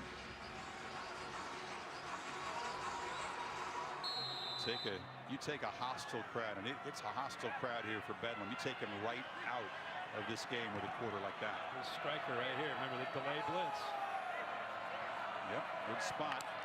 Now he'll back the way into coverage. Walsh drops the ball, picks his way up the middle, just dropped the ball. It looks like they have recovered it. I don't know if Jesse Robinson, the right guard, I don't know if he accidentally hit the ball as he was running. See 64 there. I don't know if he may have accidentally. The offensive line butt fumble. Right.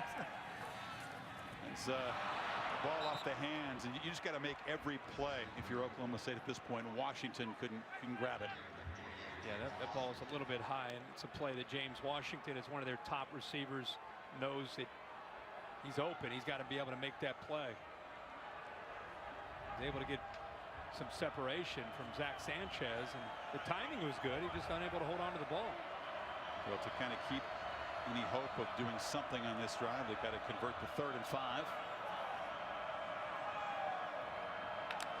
Striker creeping up again. Walsh gets the ball out. It's complete to Glidden, who does get a first down to the 44 with 43 seconds left.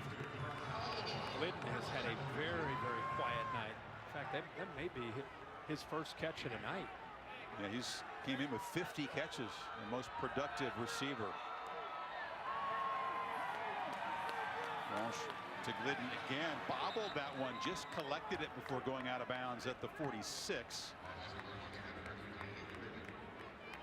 Oklahoma's sitting back, and Walsh is just kind of taking the soft coverage and saying, you know, we'll take some yards. We'll take 5, 6, 7, 8, 10 yards at a time here if you're going to sit back in softer man coverage.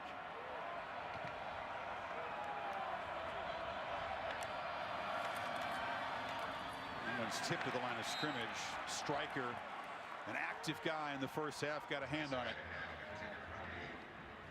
Striker is one of the more interesting players in college football. He has been known as a pass rusher.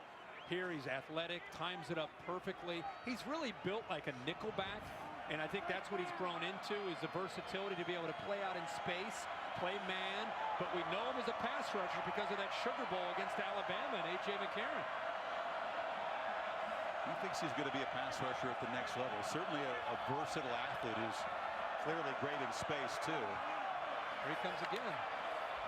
Running start in the face of the quarterback. Walsh had to sidestep it, but that striker just blowing the play up again. Yeah. And that's what really makes him unique, is the way he's able to time this up.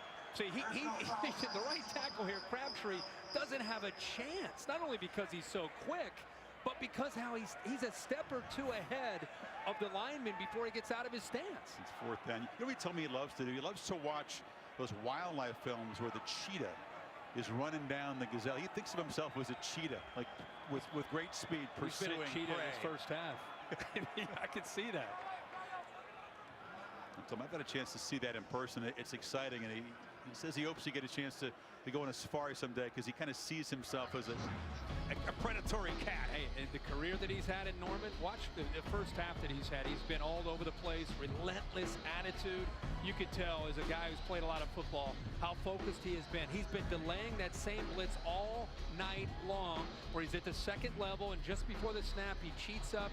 And here Thomas with the interception, but he forced Carson back into the quarterback, Rudolph, at the time, for the interception. But he's talking there to Charles Tapper. Between Tapper 91 and Striker 19, Oklahoma's in great hands as far as leadership and guys that can get after the quarterback.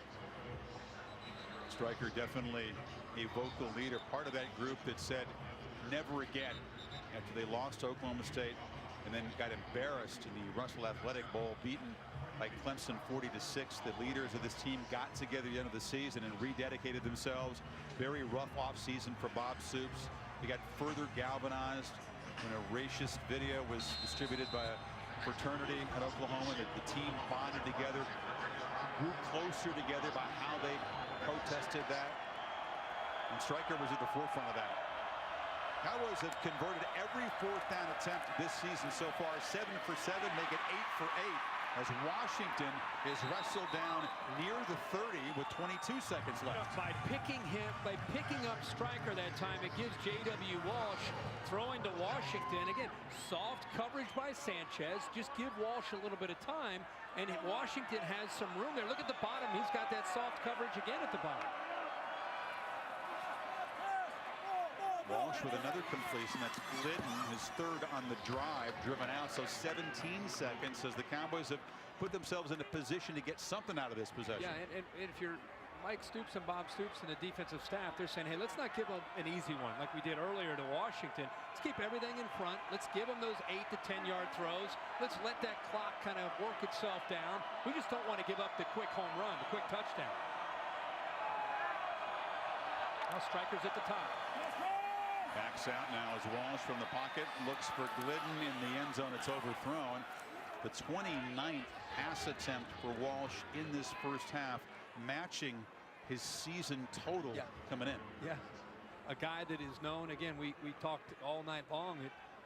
He's had a career where he's played a lot of football, but this year has been regulated more to a short yardage and red zone quarterback. A good change up to Mason Rudolph, but with Rudolph unable to go tonight, he's had to kind of carry the load. You're right, 29 attempts. Well, the arm was fresh coming in, wasn't it? Yeah. He's had a whole season to be ready for tonight, throwing it around. 3rd and 2 with 11 seconds. Walsh steps up. And they move the chains. He gets down into the red zone, but just 5 seconds, 4, and they'll spend the timeout. Yeah, used their last timeout, try to get some points on the board, so they're able to move the ball down the field. Started at their own 25. Well, they moved at 56 methodically in 10 plays. And they'll send out Ben Grogan. Try to cut this to a 24-point halftime deficit. Grogan 1 of 1 so far tonight after not having made a field goal in the previous 5 games. They've been so good in the red zone. They really haven't needed him much. Look at their last 5 games. They've had 23 opportunities down in the red zone and 21 touchdowns. We're talking about 91% of the time. J.W. Walsh leading most of those drives in that area. So it really hasn't been needed that much in the last 5 games. Grogan little used, but very solid inside of 40. 8 of 10. He's from 36.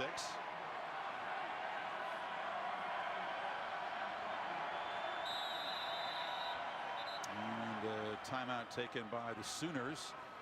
Not so much maybe to ice, but just to be on the lookout for a fake, maybe. No, I think he's Bob Stoops is icing him over there. About 27 here. Okay, if you say so, Bob.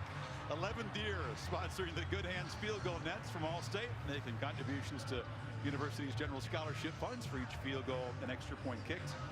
To date, Allstate has contributed millions in funds. Cowboys have been a great third quarter team and a great fourth quarter team. Big edges over their opponents in both quarters in the second half, but they have a whole lot of work to do. This would help a little bit, I suppose, maybe psychologically. Then they got to go about getting a stop when the Sooners get the ball to begin the third quarter.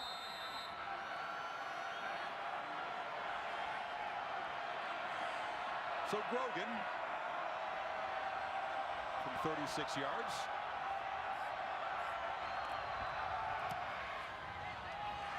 Does cut the deficit to 24 after a tremendous first 30 minutes for the Oklahoma Sooners.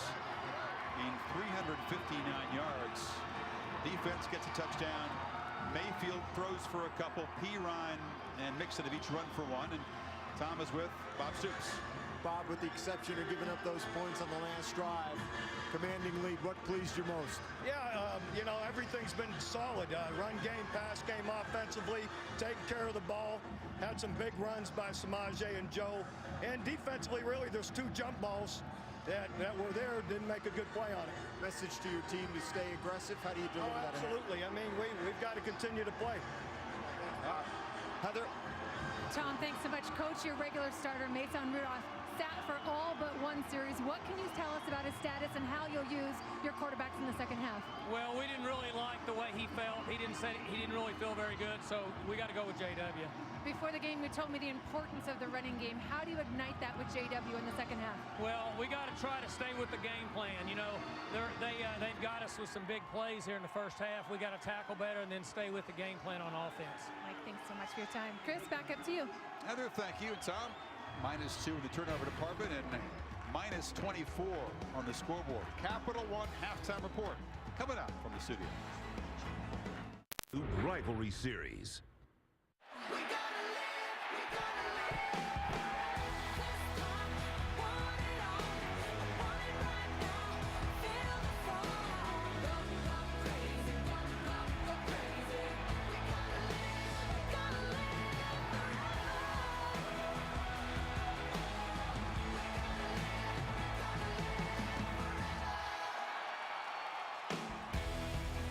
Set for the final 30. Sooners up 24. Saturday Night Football on ABC, presented by Walmart. Part of ESPN's rivalry series, presented by Jiffy Lube. Chris Fowler back with Kirk Herbstreit. We just saw the Oklahoma coaches in the hallway. Mike Stoops with his folder, still head down, focused, a job to do. If you're telling your guys at halftime, look, this is Bedlam, long history of crazy stuff, and Oklahoma State, remember, is the only team in the country that's 3 times come from 15+ points down to win. Now it's a tall order, but they've done it before. Well, they've been down most of the year. In fact, 5 of their 10 wins, they've had to come back in the second half. This is a little bit of a different feel for what they're facing, the team that they're facing, and also being down by 24. Big time. Alex Ross, who sparked the Sooners early with a 90-yard kickoff return, brings this back to the 26 as we check out the Pacific Life game summary in this big play Oklahoma offense. Yeah, that's exactly right, Chris. It started early with a touchdown pass to Sterling Shepard. Baker Mayfield, I think, feeling really good with what he needs to do, but really the big playability in the backfield. Samaje Perine with some big runs. Also saw Joe Mixon get in on the act. And also the defense with a pick 6. Gordon Thomas, the pressure from Eric Stryker takes it all the way back for a touchdown. And the Sooners really a big first half on the road here in Stillwater. See how aggressively Lincoln Riley continues to call these plays. And hand it off to Perine. Short gain there. Perine with a 68-yard jaunt on his second carry. Closing in on 3,000 career yards. In fact, he's 5 yards away, Perine, from getting to 3,000 in his first couple seasons, something that Adrian Peterson was able to do here in Oklahoma. There are some great running backs this year in college football, and Samaje Perine is right in that mix with the best of the best.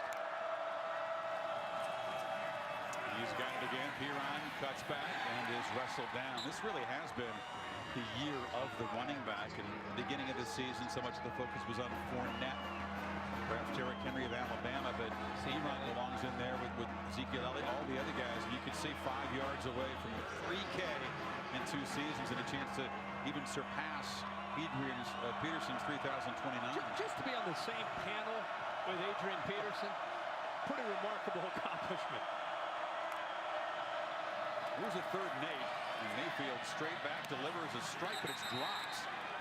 And it's Shepard, the normally reliable receiver, in front of Kevin Peterson, and the Sooners go 3 and out. Yeah, you're right. This is not something we're used to seeing.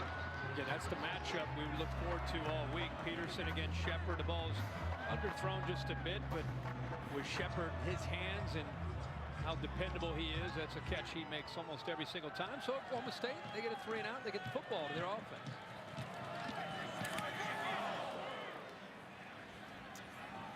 Plesky makes the fair catch at the 26, and you heard before halftime Gundy telling Heather Cox they didn't feel like he wasn't specific, but he didn't feel like Rudolph felt right and was good to go. Again, with the foot problem of the Baylor game. And Chris, not only does Mike Gundy lose Mason Rudolph, who's thrown for over 3,500 yards, but as we've seen in the second half of the season, the combination of Rudolph taking maybe 80% of the snaps and the way they throw the ball over the place, and then when J.W. Walsh comes in, it's just kind of a change of pace. It's been very effective, and now it's just J.W. Walsh and just tendencies with him at quarterback. And Oklahoma, I thought, settled in and started to figure out the attack with what they're trying to do with Walsh. Walsh just takes off and darts ahead across the 35 for a 9-yard gain. And right away, they're playing with a lot of urgency and tempo here. Yeah, they need to, and you know that's really what he's known for, is his ability to make plays with his legs. He's been asked to throw the ball. Christy made a great point earlier. He came in tonight, 29 attempts on the year, 29 attempts in the first half. So in the first half, he matched his total for the whole year. Childs, he tried to bounce it, went backwards, and is slammed down by Devontae Bond, backup linebacker. But Devontae Bond plays behind Eric Striker and sometimes opposite of him the way he does here. But he and Tapper both just a really nice job of getting off blocks and holding their point. With Mike Stoops and any coach, it's all about being able to control your gap. That time, it's exactly what the bigger Bond and Charles Tapper were able to do on that right side. Cowboys just 3 of 10 on third down in the first half. Need 3. Here comes pressure again. Striker again. Hits Walsh as he throws, but he gets it away. First down catch is made in front of Zach Sanchez there by Washington. Saleko, the left tackle, 73, is going to be seeing 19 in his nightmares after this game. He is such quickness, suddenness to get around him. But how about J.W. Walsh being able to hold on to that ball just long enough to be able to get the ball out to Washington? Again, big cushion there on third down. Washington just got underneath that for the first down. There's a first down handoff. Carson, a short game. 108-pound difference between tackle and rush in there. Saleko and Striker, and about a 100% difference in quickness. I mean, when you think about great outside linebacker, defensive end type of guys who rush the quarterback in college football, I mean, you're looking at a guy that, you know, a lot of times is 245, 255, maybe 260 pounds. Eric Striker does it just with raw speed and athletic ability and that relentless attitude that he plays with. They got 2 guys to Striker's side. They pick it up, and now the ball caught downfield by Seals in front of Sanchez, who got beaten on the play. The Cowboys are in business. Zach Sanchez is probably the top corner on this defense, but he's really struggling at times here tonight. J.W. Walsh, it's ironic. I think they maybe felt they would come into this game. And Striker again. This time it's the big tight end that holds him out. I think they felt they might want to try to go after Thomas 7, but they've been having more success going on the other side against the veteran Zach Sanchez.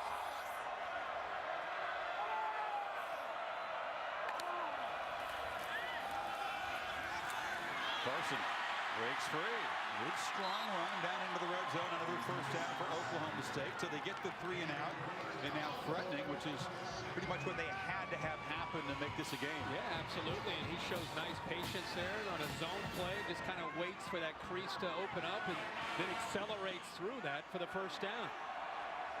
You're not going to see many openings for this running game. That time they were able to capitalize.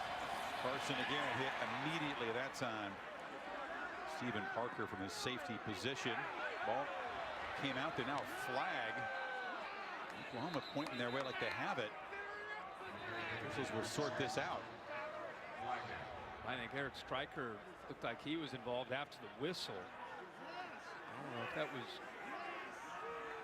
personal foul or what, but he's trying to fight for the football well after the whistle. Is that the runner was down prior to the fumble during the run. Personal foul. Face mask, defense number 19. It'll be half the distance to the goal, automatic first down.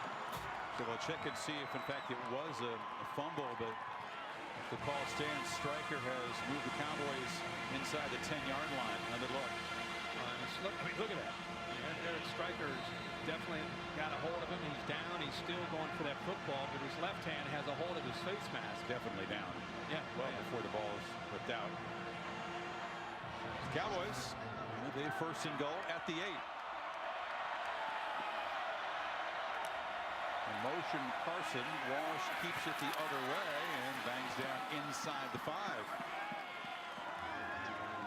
Whatever Mike Gundy said to his team, it definitely gave them a belief that they could come back into this football game and try to get a stop, with Oklahoma getting the ball to start in the second half and move down the length of the field and get some points on the board. You get it to 44 to 27, and all of a sudden that sideline starts to believe a little bit. Remember, familiar territory for the Cowboys all year. They've had to fight from behind. As you said, the opponent is tougher and the deficit a little bit bigger, but this is a great start for Oklahoma State. 2nd and goal.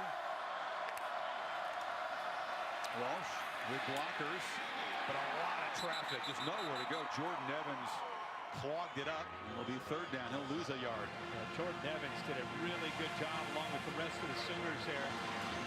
Another play by Devontae Bond, but it was Evans in the middle flowing. Nobody, none of the linemen were able to get up to him. We call it 3rd and goal here. Do you trust Walsh to throw it in the end zone? Yes. With his athletic ability, I try to get him on the edge with an ability to run and throw, kind of the option to do one or the other. Walsh from the pocket, batted down. Devontae Bond is at a terrific series here. Broke the pass up. Now it's 4th down. Yeah, he's sending out Brogan. Yeah, he went to Brandon Shepard, left one-on-one against Thomas, and he might have had a chance there, but instead it's the athletic Bond that goes up and knocks that ball away. If he doesn't make that play, that ball gets through, and I think Shepard got separation that time from Thomas. He probably had a touchdown. Changing fortunes in the last couple of plays as Gundy elects to try to cut this to a 21-point deficit. Brogan 2 for 2 tonight. Just a chip shot. So Oklahoma State hacking away, but after a 70-yard drive, not what they wanted.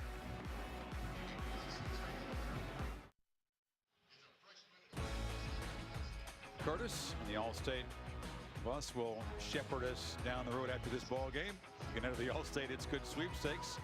Chance to win $100,000 plus a VIP trip to the All-State Sugar Bowl and the national championship game out in Arizona, as well as weekly prizes. Interesting that Gundy chose the short field goal instead of going for it from about 4 yards away, trying to further cut into the lead. It's still 21 for the Sooners. A lot of faith in his defense showing him that. Off the 3 and out they produced to begin the quarter. And Brogan has Ross back to the 3. Alex Ross slips a couple tackles, approaches the 30 as we check back in with Cassidy. Quite a brewing, quite an ending brewing between the Irish and the Cardinal. DeShone Kizer in for the touchdown, ties it up. It's under review with under 30 seconds to go. Tied at 35. We'll keep you updated. Chris and Herbie, back to you. Cassidy, thank you. So up the TD stand, the PAT. Essentially decided in the final minute. That's a gritty effort by Notre Dame, minus Procise and so many other guys. Incredible. What a Palo Alto. Yeah, if they're able to hold on, that would be a great win.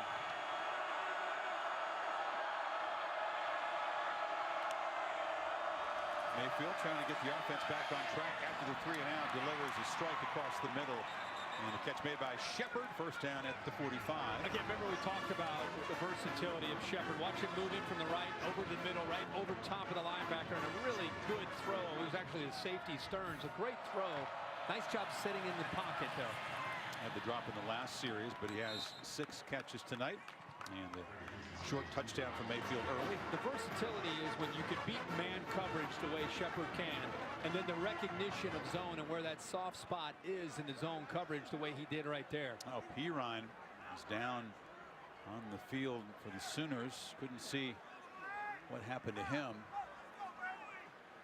Carried the ball and was tackled roughly in there. They're looking at that same leg. ankle that's been bothering him. Vincent Taylor looks like brought him down, and another one of those situations where his leg looked like it got caught underneath Taylor when he brought him down. Take a break. Saturday Night Football, presented by Walmart. Stop by a store or visit us at walmart.com to share wonder every day. The 2016 Ford Explorer. Be unstoppable. And Chick-fil-A. We didn't invent the chicken, just the chicken sandwich. Pylon cam view of Oklahoma's big plays tonight. Samaje Perine did sort of hobble off on his own. Trainers huddling around him.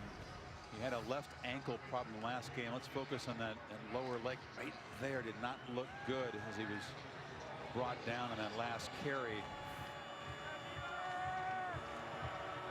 And with this big a lead, you just want to, even if he feels like last week he went out and came back, you'd like to just see him able to just take the rest of the night off.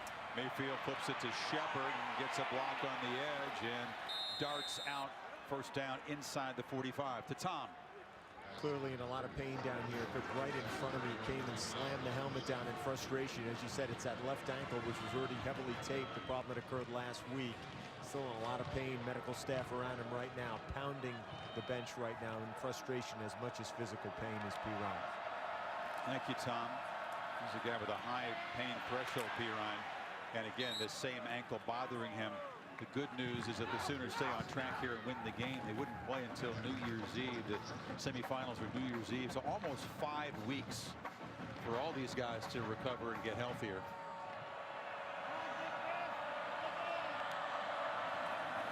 Meanwhile, Mixon made a nice first down gain. And now Shepard is knocked down after only a yard on that catch by Jordan Burton. It'll be 3rd and short.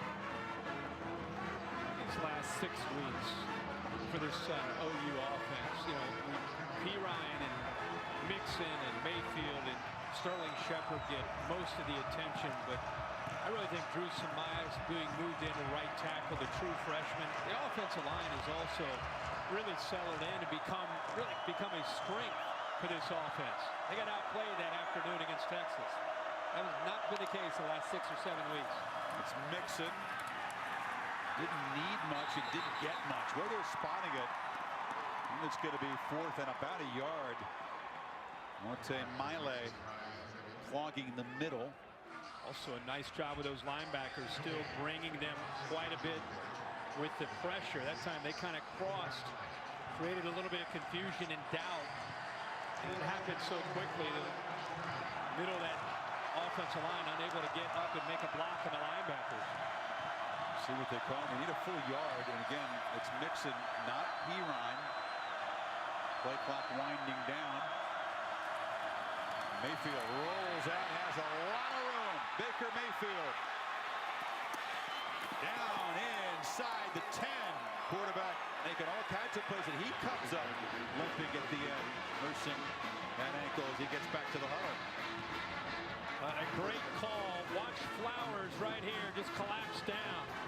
Most of the defense came down worried about there either being an inside run or maybe a quarterback sneak, and here at the end of this play, well, if he got caught up there with Flowers chasing him or what, remember they had to take him off the field last week because of the head injury. Got 27 yards on that 4th down scramble. He does not want to come out of the game. You can see that.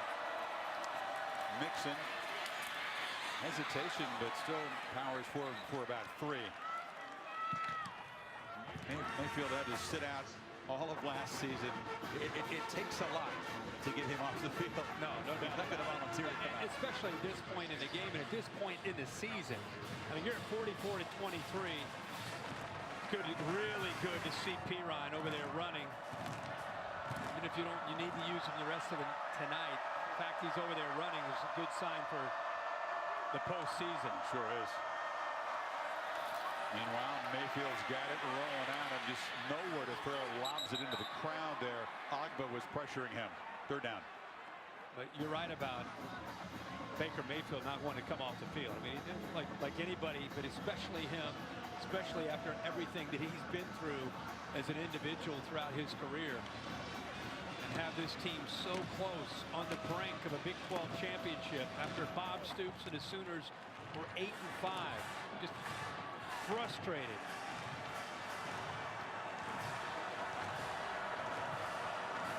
Closing in on that right Big 12 championship.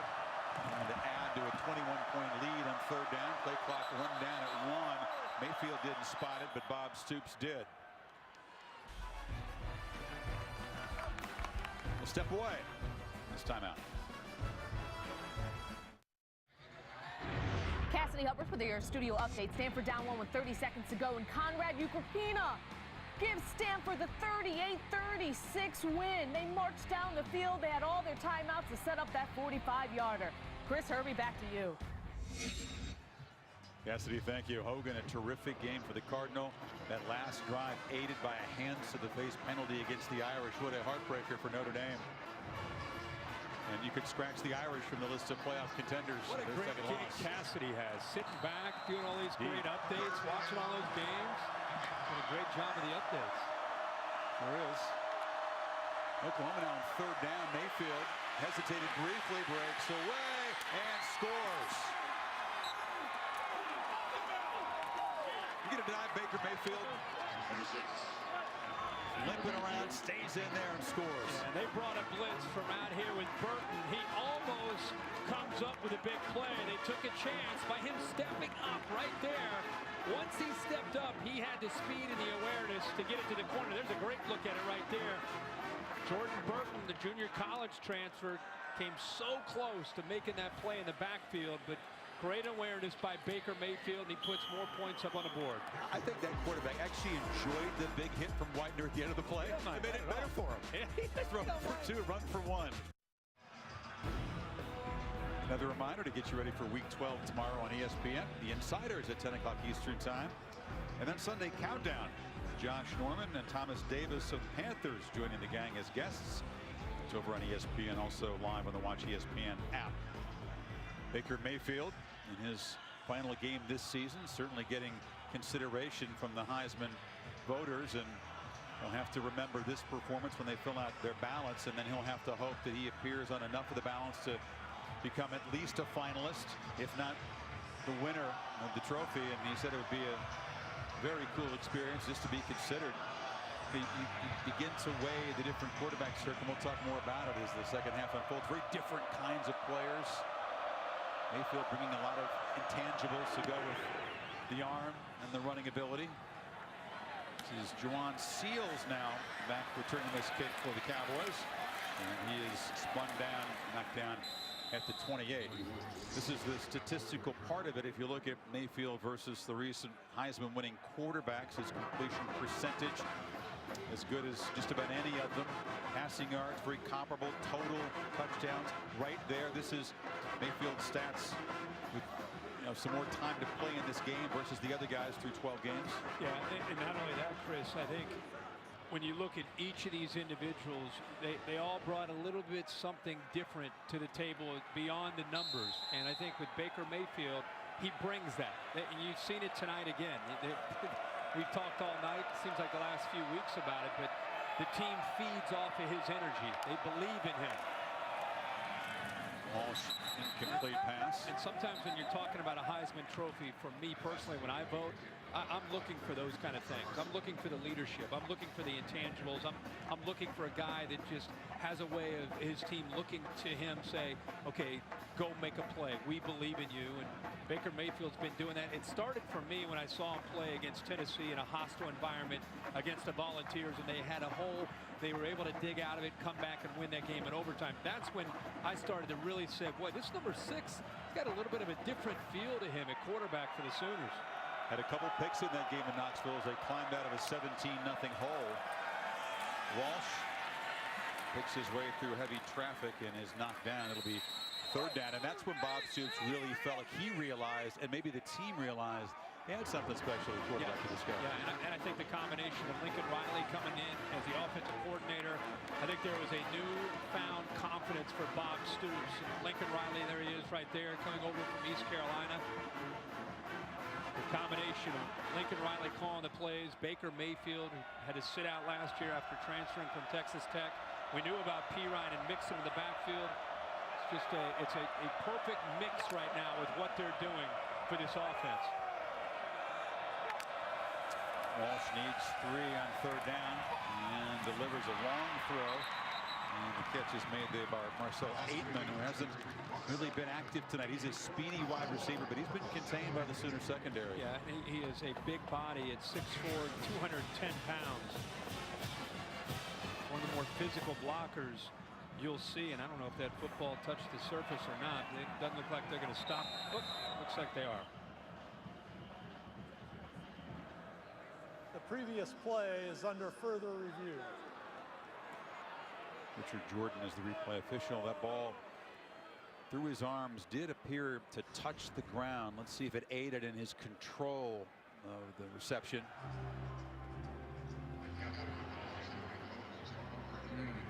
It's a tough look right there. Let's bring in Dave Kataya. The point of the ball did seem to touch the ground. Dave, what's your take on this? It's a tough look, but it does look like the point of that ball touches the ground and it does move. But again, I don't know if that look is definitive enough for them to change this upstairs. Maybe we'll get a better look here. We'll zoom it in, Dave. This is the best look at it, but we've lost the part of the ball right there. You can see the point of the ball appear to move, but again, I'm not sure that's going to be enough for them to change it. It may be.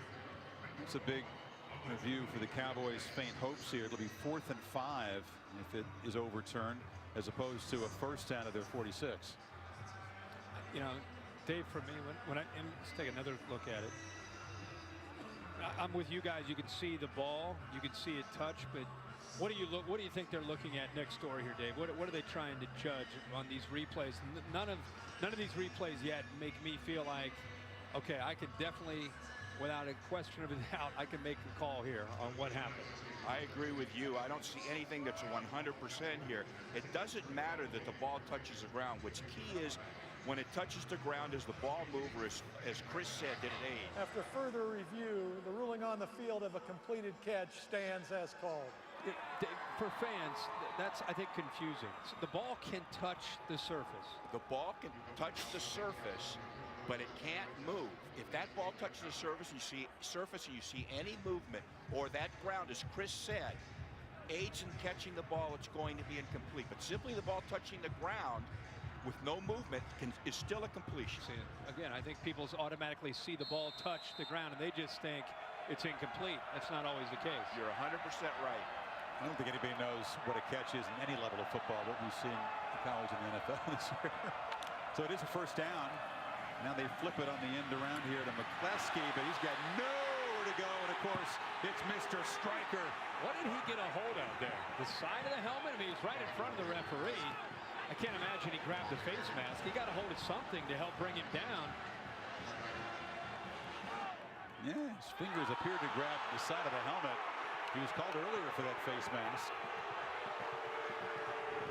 Take your pick. Did he grab the horse collar and the face mask? Dave.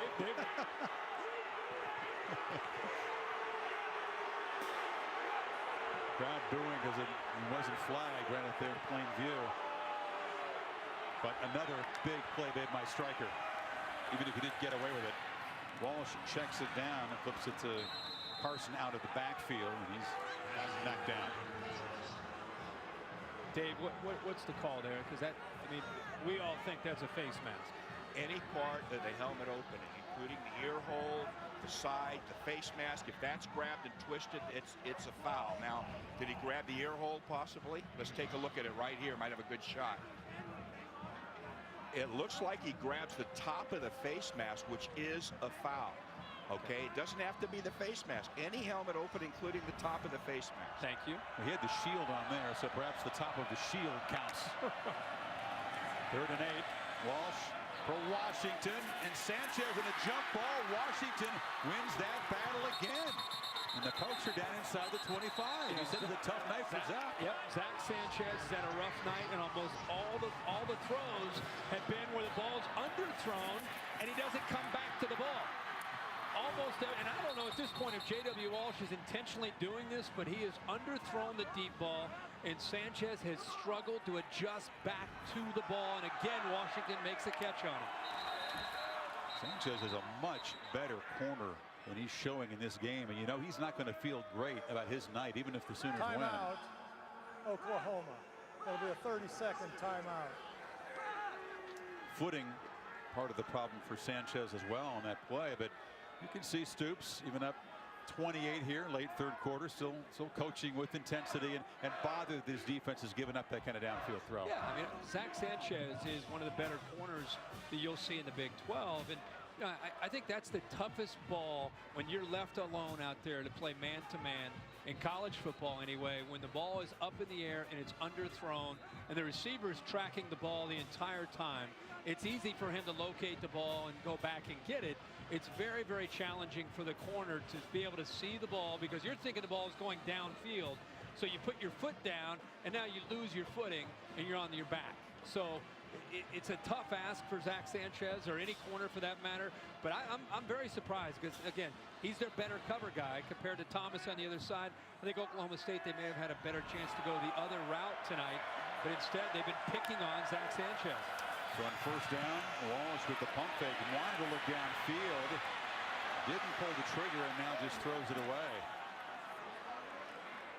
If you look at this Oklahoma team and presuming that they hold on to this 4-touchdown lead here and do get in the bracket, how would you think opponents would look to attack him? Where's the weaknesses on this Sooner team right now? On this defense? Anywhere. I don't think there's a weakness on the offense. I mean, you're going to have your hands full unless you can beat them up at the offensive line. It's still an area, especially at the tackles with 2 freshmen. You could wonder against a team like Alabama how that would match up. I think defensively, you got to try to attack them through the air, and even though they're athletic in the secondary, that's where you got to try to make plays on. Chris Carson tries to bounce it. And is knocked out. That's why I ask you, would you look at a play like that and think that maybe we can, win some jump balls, get some chunk plays on this team? I mean, they have improved. You know, Chris, last year, they allowed about 276 yards a game through the air, and they were young in the back end. And even though Stryker and Tapper got some pressure, they gave up an inordinate amount of big plays. This year, only 190 yards a game through the air. So they've improved a lot. But if you're asking me, where do you try to go after them? I think you definitely try to go through the air to try to make some big plays. Walsh in 3rd and 4, slings it out, and then flying up to make the play is Will Johnson as he drops Carson for a loss. It'll be 4th down. By the way, 117th against the pass last year.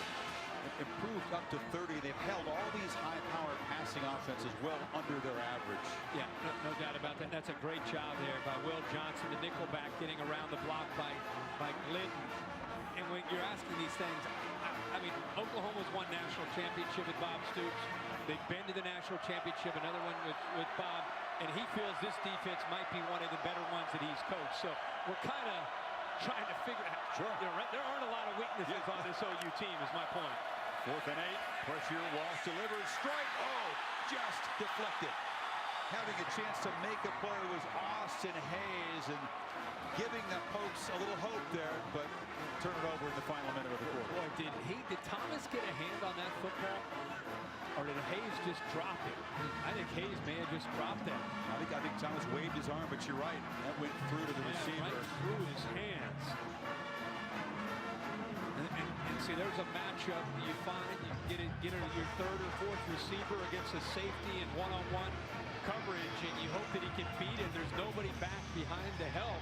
It's just one-on-one, living on an island. And that time, Hayes made a great move to get open and away from Thomas. Ball was perfectly thrown by Walsh. Just unable to execute, get the points on the board, which they needed desperately. Yeah, would have cut it to a 3-touchdown margin. Instead, they fail. As you see Perine back in there, they failed to convert on 4th down for the first time this season. It was terrific news. Perine moving a little gingerly, maybe hit after he lost a couple yards. He must be feeling fine to go back in there with the game 4-touchdown margin. Yeah, he's got blood on the right thigh. He's got an ankle that's taped up. Kind of fits his personality. He had the same deal last week when he had an ankle and went out. Looked like he might be done for the night and ended up coming back. Tough guy, durable guy. The Cowboys got a field goal early in the third quarter, but then Oklahoma responded with a touchdown. 15 minutes to play in Bedlam. Sooners up by 4 scores. And just being that guy, being the point guard of this offense and providing that leadership and tangibles, just always out there for Baker Mayfield and this team. Passer, blocker, runner, and leader. All of it tonight. And now Mayfield to Shepard again, and his favorite target makes the catch at the 35, first down. 9th for Shepard tonight, as he makes his case for All-American teams. Tough to even be all-conference at that position. You're right. In the Big 12. Yeah, you look around this conference. You're right. You know, Corey Coleman, Dotson, of course, he got hurt at the end of the year for TCU, and Shepard, you believe, is as good as anybody. If I were having a draft right now and I had to pick a receiver, Sterling Shepard's the first receiver I would take. Usually such a premium on the guys who can get super vertical all the time. He maybe isn't at the top of that list. As Pirine continues to come back in and power through some leg pain. You know who he is? He's Hines Ward. You know, he's a guy that can do everything. He can get downfield. He can get vertical if he has to. What I love is when he doesn't make a catch, he's blocking. You know, he'll do a crack block and blow up a 245-pound linebacker. He's just an unselfish guy. He'll be a great teammate. He's just a guy that, and he does everything. Recognizes man, recognizes zone, cover 2, cover 1, man, whatever you're playing, he sees it because of the experience that he has, and he just really has a knack for making plays. Sooners using the play clock, snapping with 1, and it's Pirine again. Of course, Shepard grew up around this program. His dad was a Sooner player, and I think one of the favorites of this position. Late Derek Shepard, part of that championship team in '85. And Sterling was recruited by Bob Stoops, not because his dad played, but because he believed in this guy. And Brian Bosworth presented with him a gift last week on Senior Day. What a journey. He said he felt the presence of his dad that night in Norman. And gone on and had another productive game. We said earlier, but the last 5 weeks now in FBS, nobody's been more productive at the position than Shepard. There's a whistle before this 3rd and 3 play.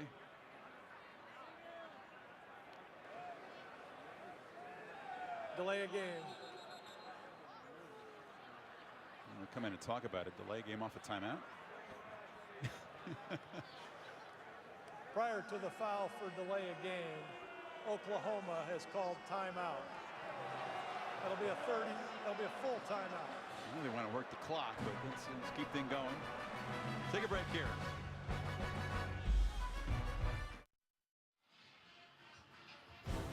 Frozen mist here in Stillwater. What the weather's going to be off the lake there in Cleveland when the Ravens and the Browns collide Monday night on ESPN. Countdown at 6.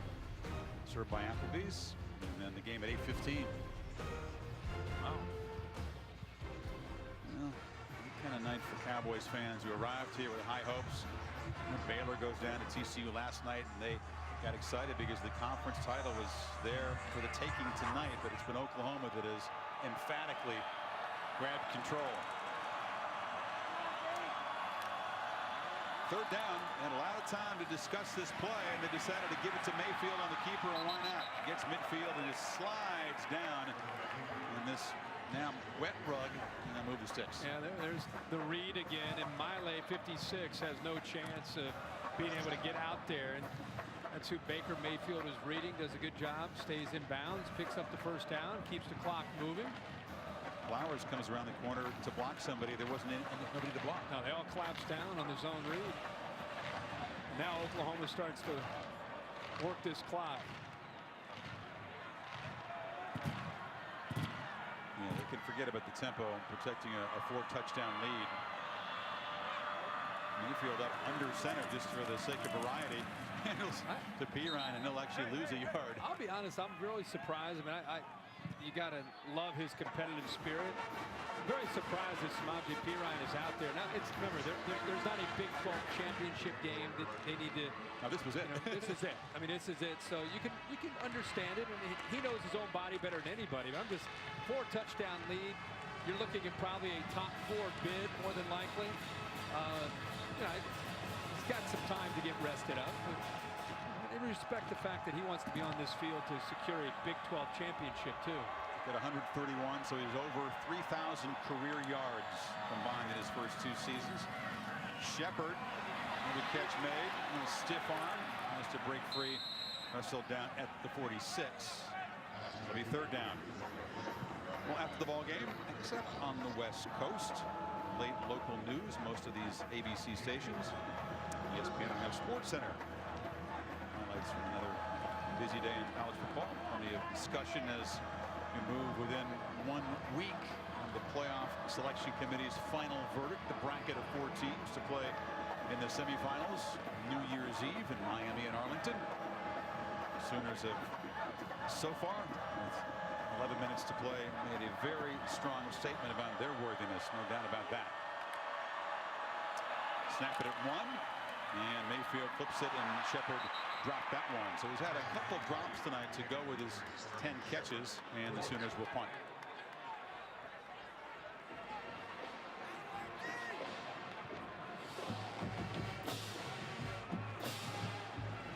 Mayfield 17 of 25, and I think of those 8 incompletions, about 5 have been drops.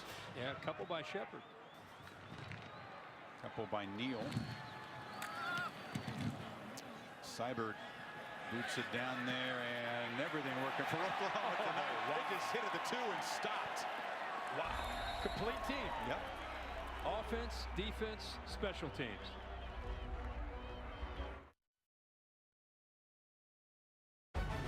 Saturday Night Football, presented by Walmart. Brought to you by Pacific Life. For life insurance, annuities, and investments, choose Pacific Life, the power to help you succeed. Dr. Pepper. Dr. Pepper and college football. It's a one-of-a-kind tradition. And Jiffy Lube. Experts around every corner to help you leave worry behind. All the emotion of senior night for J.W. Walsh. Seems like a long time ago. And a 10-7 lead with the Cowboys, and Oklahoma went on a tear. They have continued to exert dominance here after halftime. Stretching the lead to 28. Cowboys pinned back at their 3.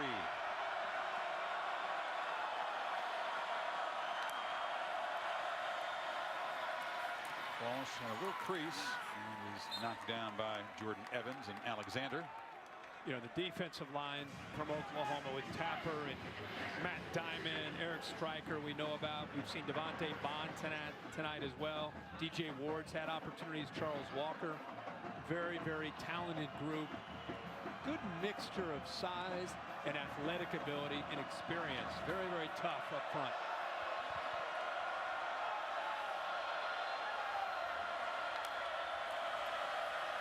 There's a 2nd down run.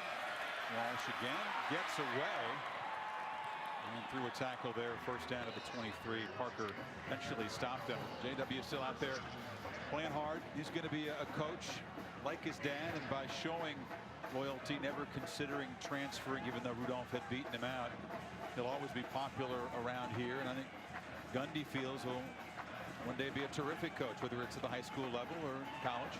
It'd be interesting to see which choice he makes because of his dad and his background. And talking to the coaches this week, they think it would surprise them to see him want to coach in college. And with his legacy and what he's done here in these last 4 years, he'll be a great addition. Carr dropped down. Not like Gundy, who played his 4 years here, then went right into coaching at a very young age, was a play caller at a very young age, much like Lincoln Riley is on the other side tonight. Gundy already a dozen years on the job. He can't believe how fast the time's gone. 48 years old now. And you and I were talking to him this week, and I said, you know, I don't know, this year's a little bit of a surprise for them to get to 10 wins, but he's done a really good job of maintaining consistency at this school and what he's been able to achieve. No doubt. Walsh downfield. Has a man, hangs it up, and Washington couldn't collect it. That ball hung up a little bit too long. The Sooners recovered. Washington's come back and made a lot of catches against Sanchez. This time, he goes by him, a little double move. Boy, Zach Sanchez, he's not going to like the film when he pulls this one out. And he's lucky because the ball hung up in the air and allowed the safety Parker to come over and help out. But if J.W. Walsh threw this ball on time and didn't put so much air under it, that little double move there by James Washington left 15 once again standing there, lost in coverage. He's had a rough night tonight. Folks, 6 of 15 on third down. Walsh needs 10. Pump fakes, and now fires, and it's broken up. Again, closing was Stephen Parker that time. That's a good series for the safety, and it's fourth down. I think Parker has the skill set of a corner, but he plays safety. 6'1", 200 pounds out of Tulsa. And I think his emergence this year, along with Will Johnson, these are the guys that when you get against these Big 12 offenses, you know about the corners in Thomas and Sanchez. But in the inside, when you have Stephen Parker that can make plays and has ball skills, that's a real asset to this defense. Zach Steiner has been way too busy tonight for the Cowboys. Hopes to win this game. Shepard backpedals at the 36. 8:26 to go for the Sooners.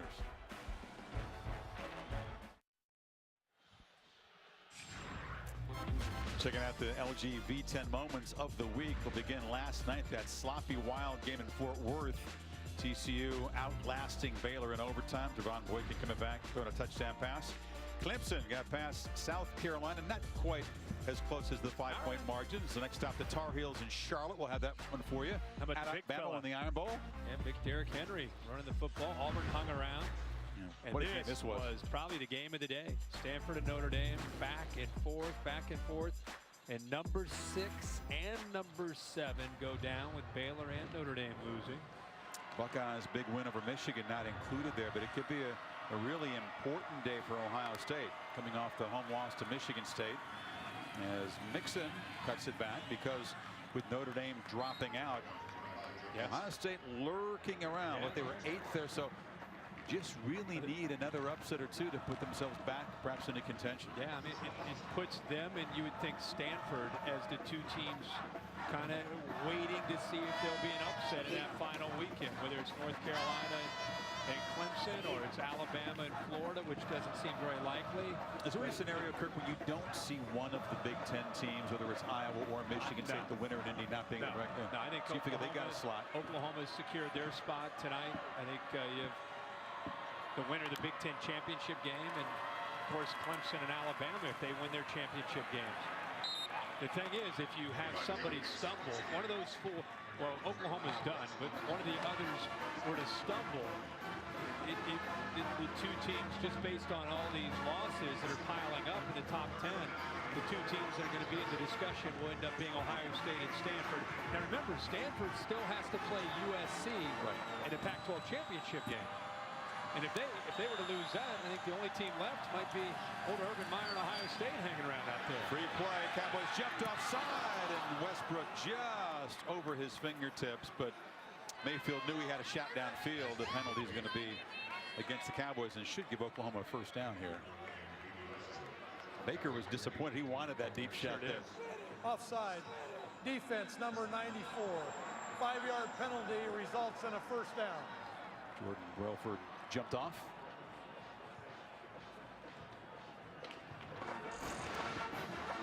This was the de facto conference championship game in the Big 12, where they play 9 games through round robin. You and I will be in Charlotte for Clemson in North Carolina with our crew. Can't wait for that. It's a sellout. It's going to be fun. Tar Heels, just the one loss, say they are completely overlooked and they feel disrespected, but the early loss to South Carolina, the other two soft non-conference games, eroding some of their credibility, but it's been a terrific year for the Tar Heels as Mixon makes a cut, shakes free, and bulldozes down to the 41.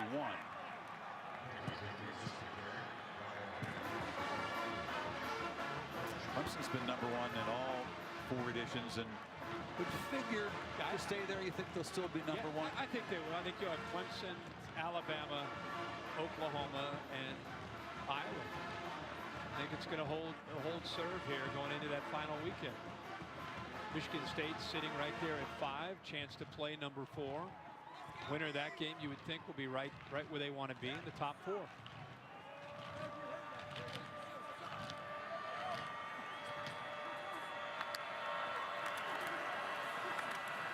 This is Mixon again.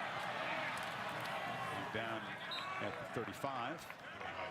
Bob Stoops still electing to keep his starters in. Again, not having one graphic we didn't have, or one part of the graphic we didn't have, you talked about. No longer having the Big 12 championship game, so there's nothing to worry about. They're playing for the Big 12 championship right now, and these players don't want to come out of the lineup. They want to keep playing. Bob's got his assignment. He and Mike Gundy and their staffs, of course, will head out and begin recruiting tomorrow. It's about a 9-day recruiting period that you get the benefit of using if you don't play in the final weekend, and they will hit the trail hard looking for the next crop of prospects. This is Mixon bulldozing straight ahead.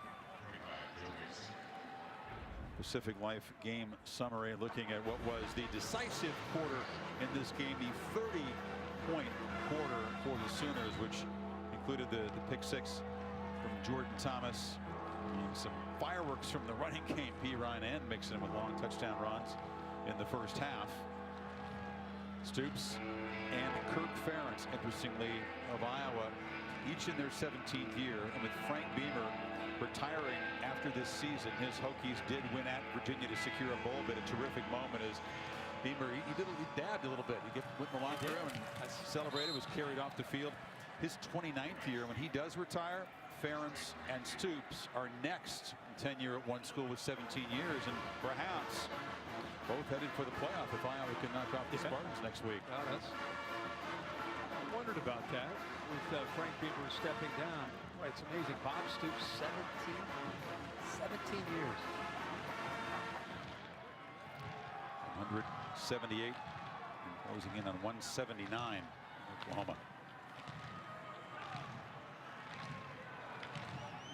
For Baker Mayfield, he's a finalist for the Davey O'Brien Award, which will be awarded at the People Award Show in Atlanta this year for the first time, as Mixon bounces it, gets a first down, driven out inside the 15.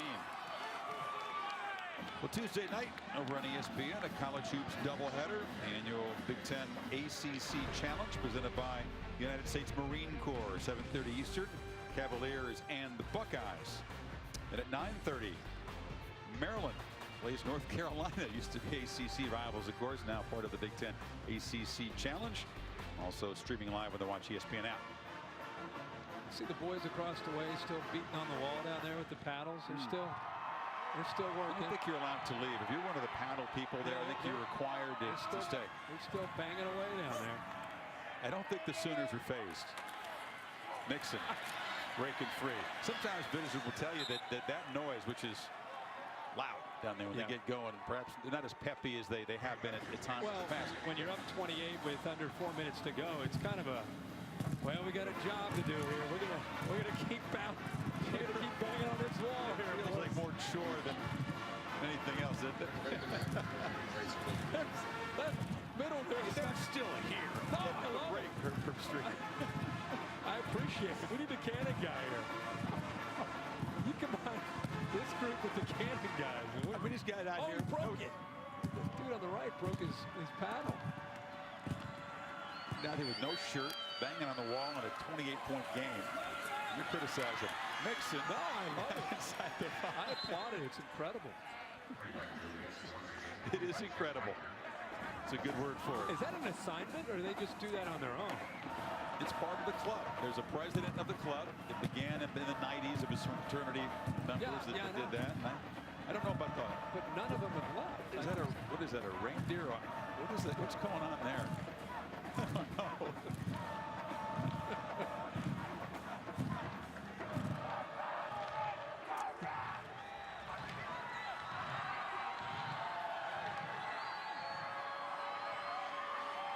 3rd and a yard. They milk the play clock again. And it's Mixon. Bouncing it. Flag is down. He's knocked out. They ruled a touchdown. We'll check the marker. I think it's offsides by Oklahoma State.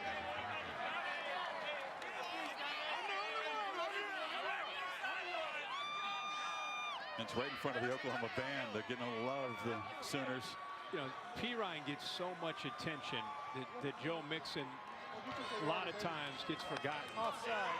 Defense But number I 20. really love That penalty is declined. The result of the play is a touchdown. Chris, in these last 6 or 7 weeks since that Texas loss, you watch Mixon along with Perine in the backfield together. Just make sure he hit the ball, got it into the end zone. Looks like it did from that angle. How about the night of these two guys, Kirk? Mixon with 136 and 2, Perine 131 and 2. Yeah, I mean, he is just a really nice compliment, and what they've done with their scheme and how they attack now, they kind of mirror each other in the backfield. You really can't get any kind of hint at all of what might be coming next. Cassidy along with a Ford wrap-up show after the game. As you see, really satisfied hugs from Lincoln Riley. He's the new component of this Oklahoma team, the play caller who came over from East Carolina, just 32 years old, and for the Sooners, this is a sweet celebration. Their regular season is done. They feel they're headed for the bracket, Kirk, and it's a team that had to climb out of a hole at Tennessee. Strikers barred by Cooper Slids. It looks like. You know what's cool about that? The hugging down there is Lincoln Riley's not just hugging the offensive guys, he's hugging the defensive guys. This is a very hungry football team. There's offense hugging defense there with Stryker and Mayfield. Yeah, it might seem like something. Of course they're hugging each other. You don't always see that. A lot of times you'll see the offense on one end of the field hugging each other, the defense on the other. This is a real team, and I think the 8-5 year a year ago really made them appreciate winning that much more. Carr is knocked down. It's a group that was splintered. They came apart in that 5-loss season, but they came together after the embarrassment in the bowl that you talked about earlier, galvanized in the spring, and then after the loss at Texas, which was mysterious, they just were beaten. They learned something. A flat performance, Kirk, but look at the scores, look at the huge production offensively since that one loss. And they paid back the Cowboys for an upset loss in Norman last year in a big way, and they are continuing to enjoy it, dancing around on that sideline. They're going crazy over there right now. They're still trying to get him back. The loss at Texas taught them about appreciating playing with an edge, playing with a focus that they didn't have that day. They have not looked back since that game either. And they're going to go now to 13-1 in these Bedlam games when it's a top 25 matchup. They've been knocked off and surprised over the years, but when both teams have showed up with some hype, it's been the Sooners who have dominated the Cowboys down through the decades. We got some organization going on right now with the Gatorade. Well, we got 1:36 to go. Yeah, I don't know if it's time for that yet. I don't know about that. Well, Bob's lost the headset. There's his brother Ron. Ronnie made it in. Yeah, Ron, who works made it for out of Youngstown. Works for Bo Pelini at Youngstown State.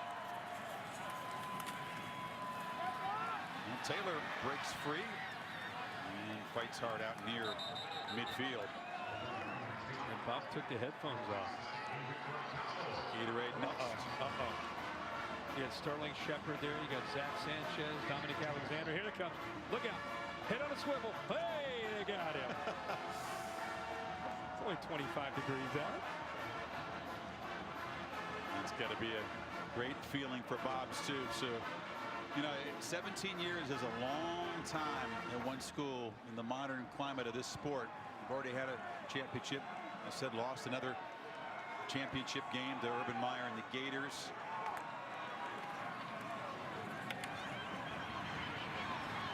He came back and he got re-energized. Yeah. Feels better physically than he did a year ago. No doubt about it. Wait, you tell Coach Ryan that did he elude this? Woo! Oh! Come on. Mayfield and Trevor Knight, the two quarterbacks, couldn't get their OC. Incompletion. thinking, wow, he's got to play along here. Cowboy down in the field. And Mike Stoops has come down out of the press box with a carry-on luggage slung over the shoulder there. Getting set for the charter home. All smiles for Oklahoma. A 25-point victory over their rivals from Stillwater. And 11-1 season. Feeling very, very good as they hit the recruiting trail tomorrow about their playoff chances coming in at number 3, even before this high-quality road win. AT&T strong performance, looking at the backfield of Oklahoma tonight. Pretty good evening for Perine. Had the big run that really got him going, averaging almost 8 yards a carry. Joe Mixon, with Perine having an ankle injury, got more and more of an opportunity in the second half, almost 10 yards a carry and a couple touchdowns himself, and a big solid night again for Baker Mayfield. Chris Carson, junior running back for Oklahoma State, is the player who is being helped off to the sidelines. Oklahoma State, you know, you look at the stats, Kirk, in 450 yards. They weren't terribly outgained. Had 6 yards of play here, and J.W. Walsh on senior night with Rudolph unable to contribute much. His stats will look real good, but it was Oklahoma putting this thing away in the second quarter, really. Yes. Vinny Childs cuts it back. And the Sooners, first contender for this playoff to have their business concluded, make this a bedlam beatdown to claim the Big 12 championship, their first since 2012. 5-0 this year against teams ranked in the AP top 25. A sweet one for all the veterans and the veteran coach. Shepard, a backflip to punctuate a night that included 10 receptions and a touchdown. Be careful. Let's get on to Tom Rinaldi with a satisfied Coach Stoops. Chris, thanks very much. An absolutely thorough victory in every phase of the game. Bob, what message do you think this sends to the committee? Well, hopefully we were already in a positive position in the top 3, and we can only move up, I would guess. And really proud of our players, and assistant coaches really did a great job. 8-5 a season ago to where you are right now, Bob. What was the key to this turnaround and this team coming together the way it has? You know, they've worked really hard. We've really pushed ourselves in practice. It's been a fun group. Really, they've got a great personality to them and great willingness to listen. So it's been a great group, fun group to coach.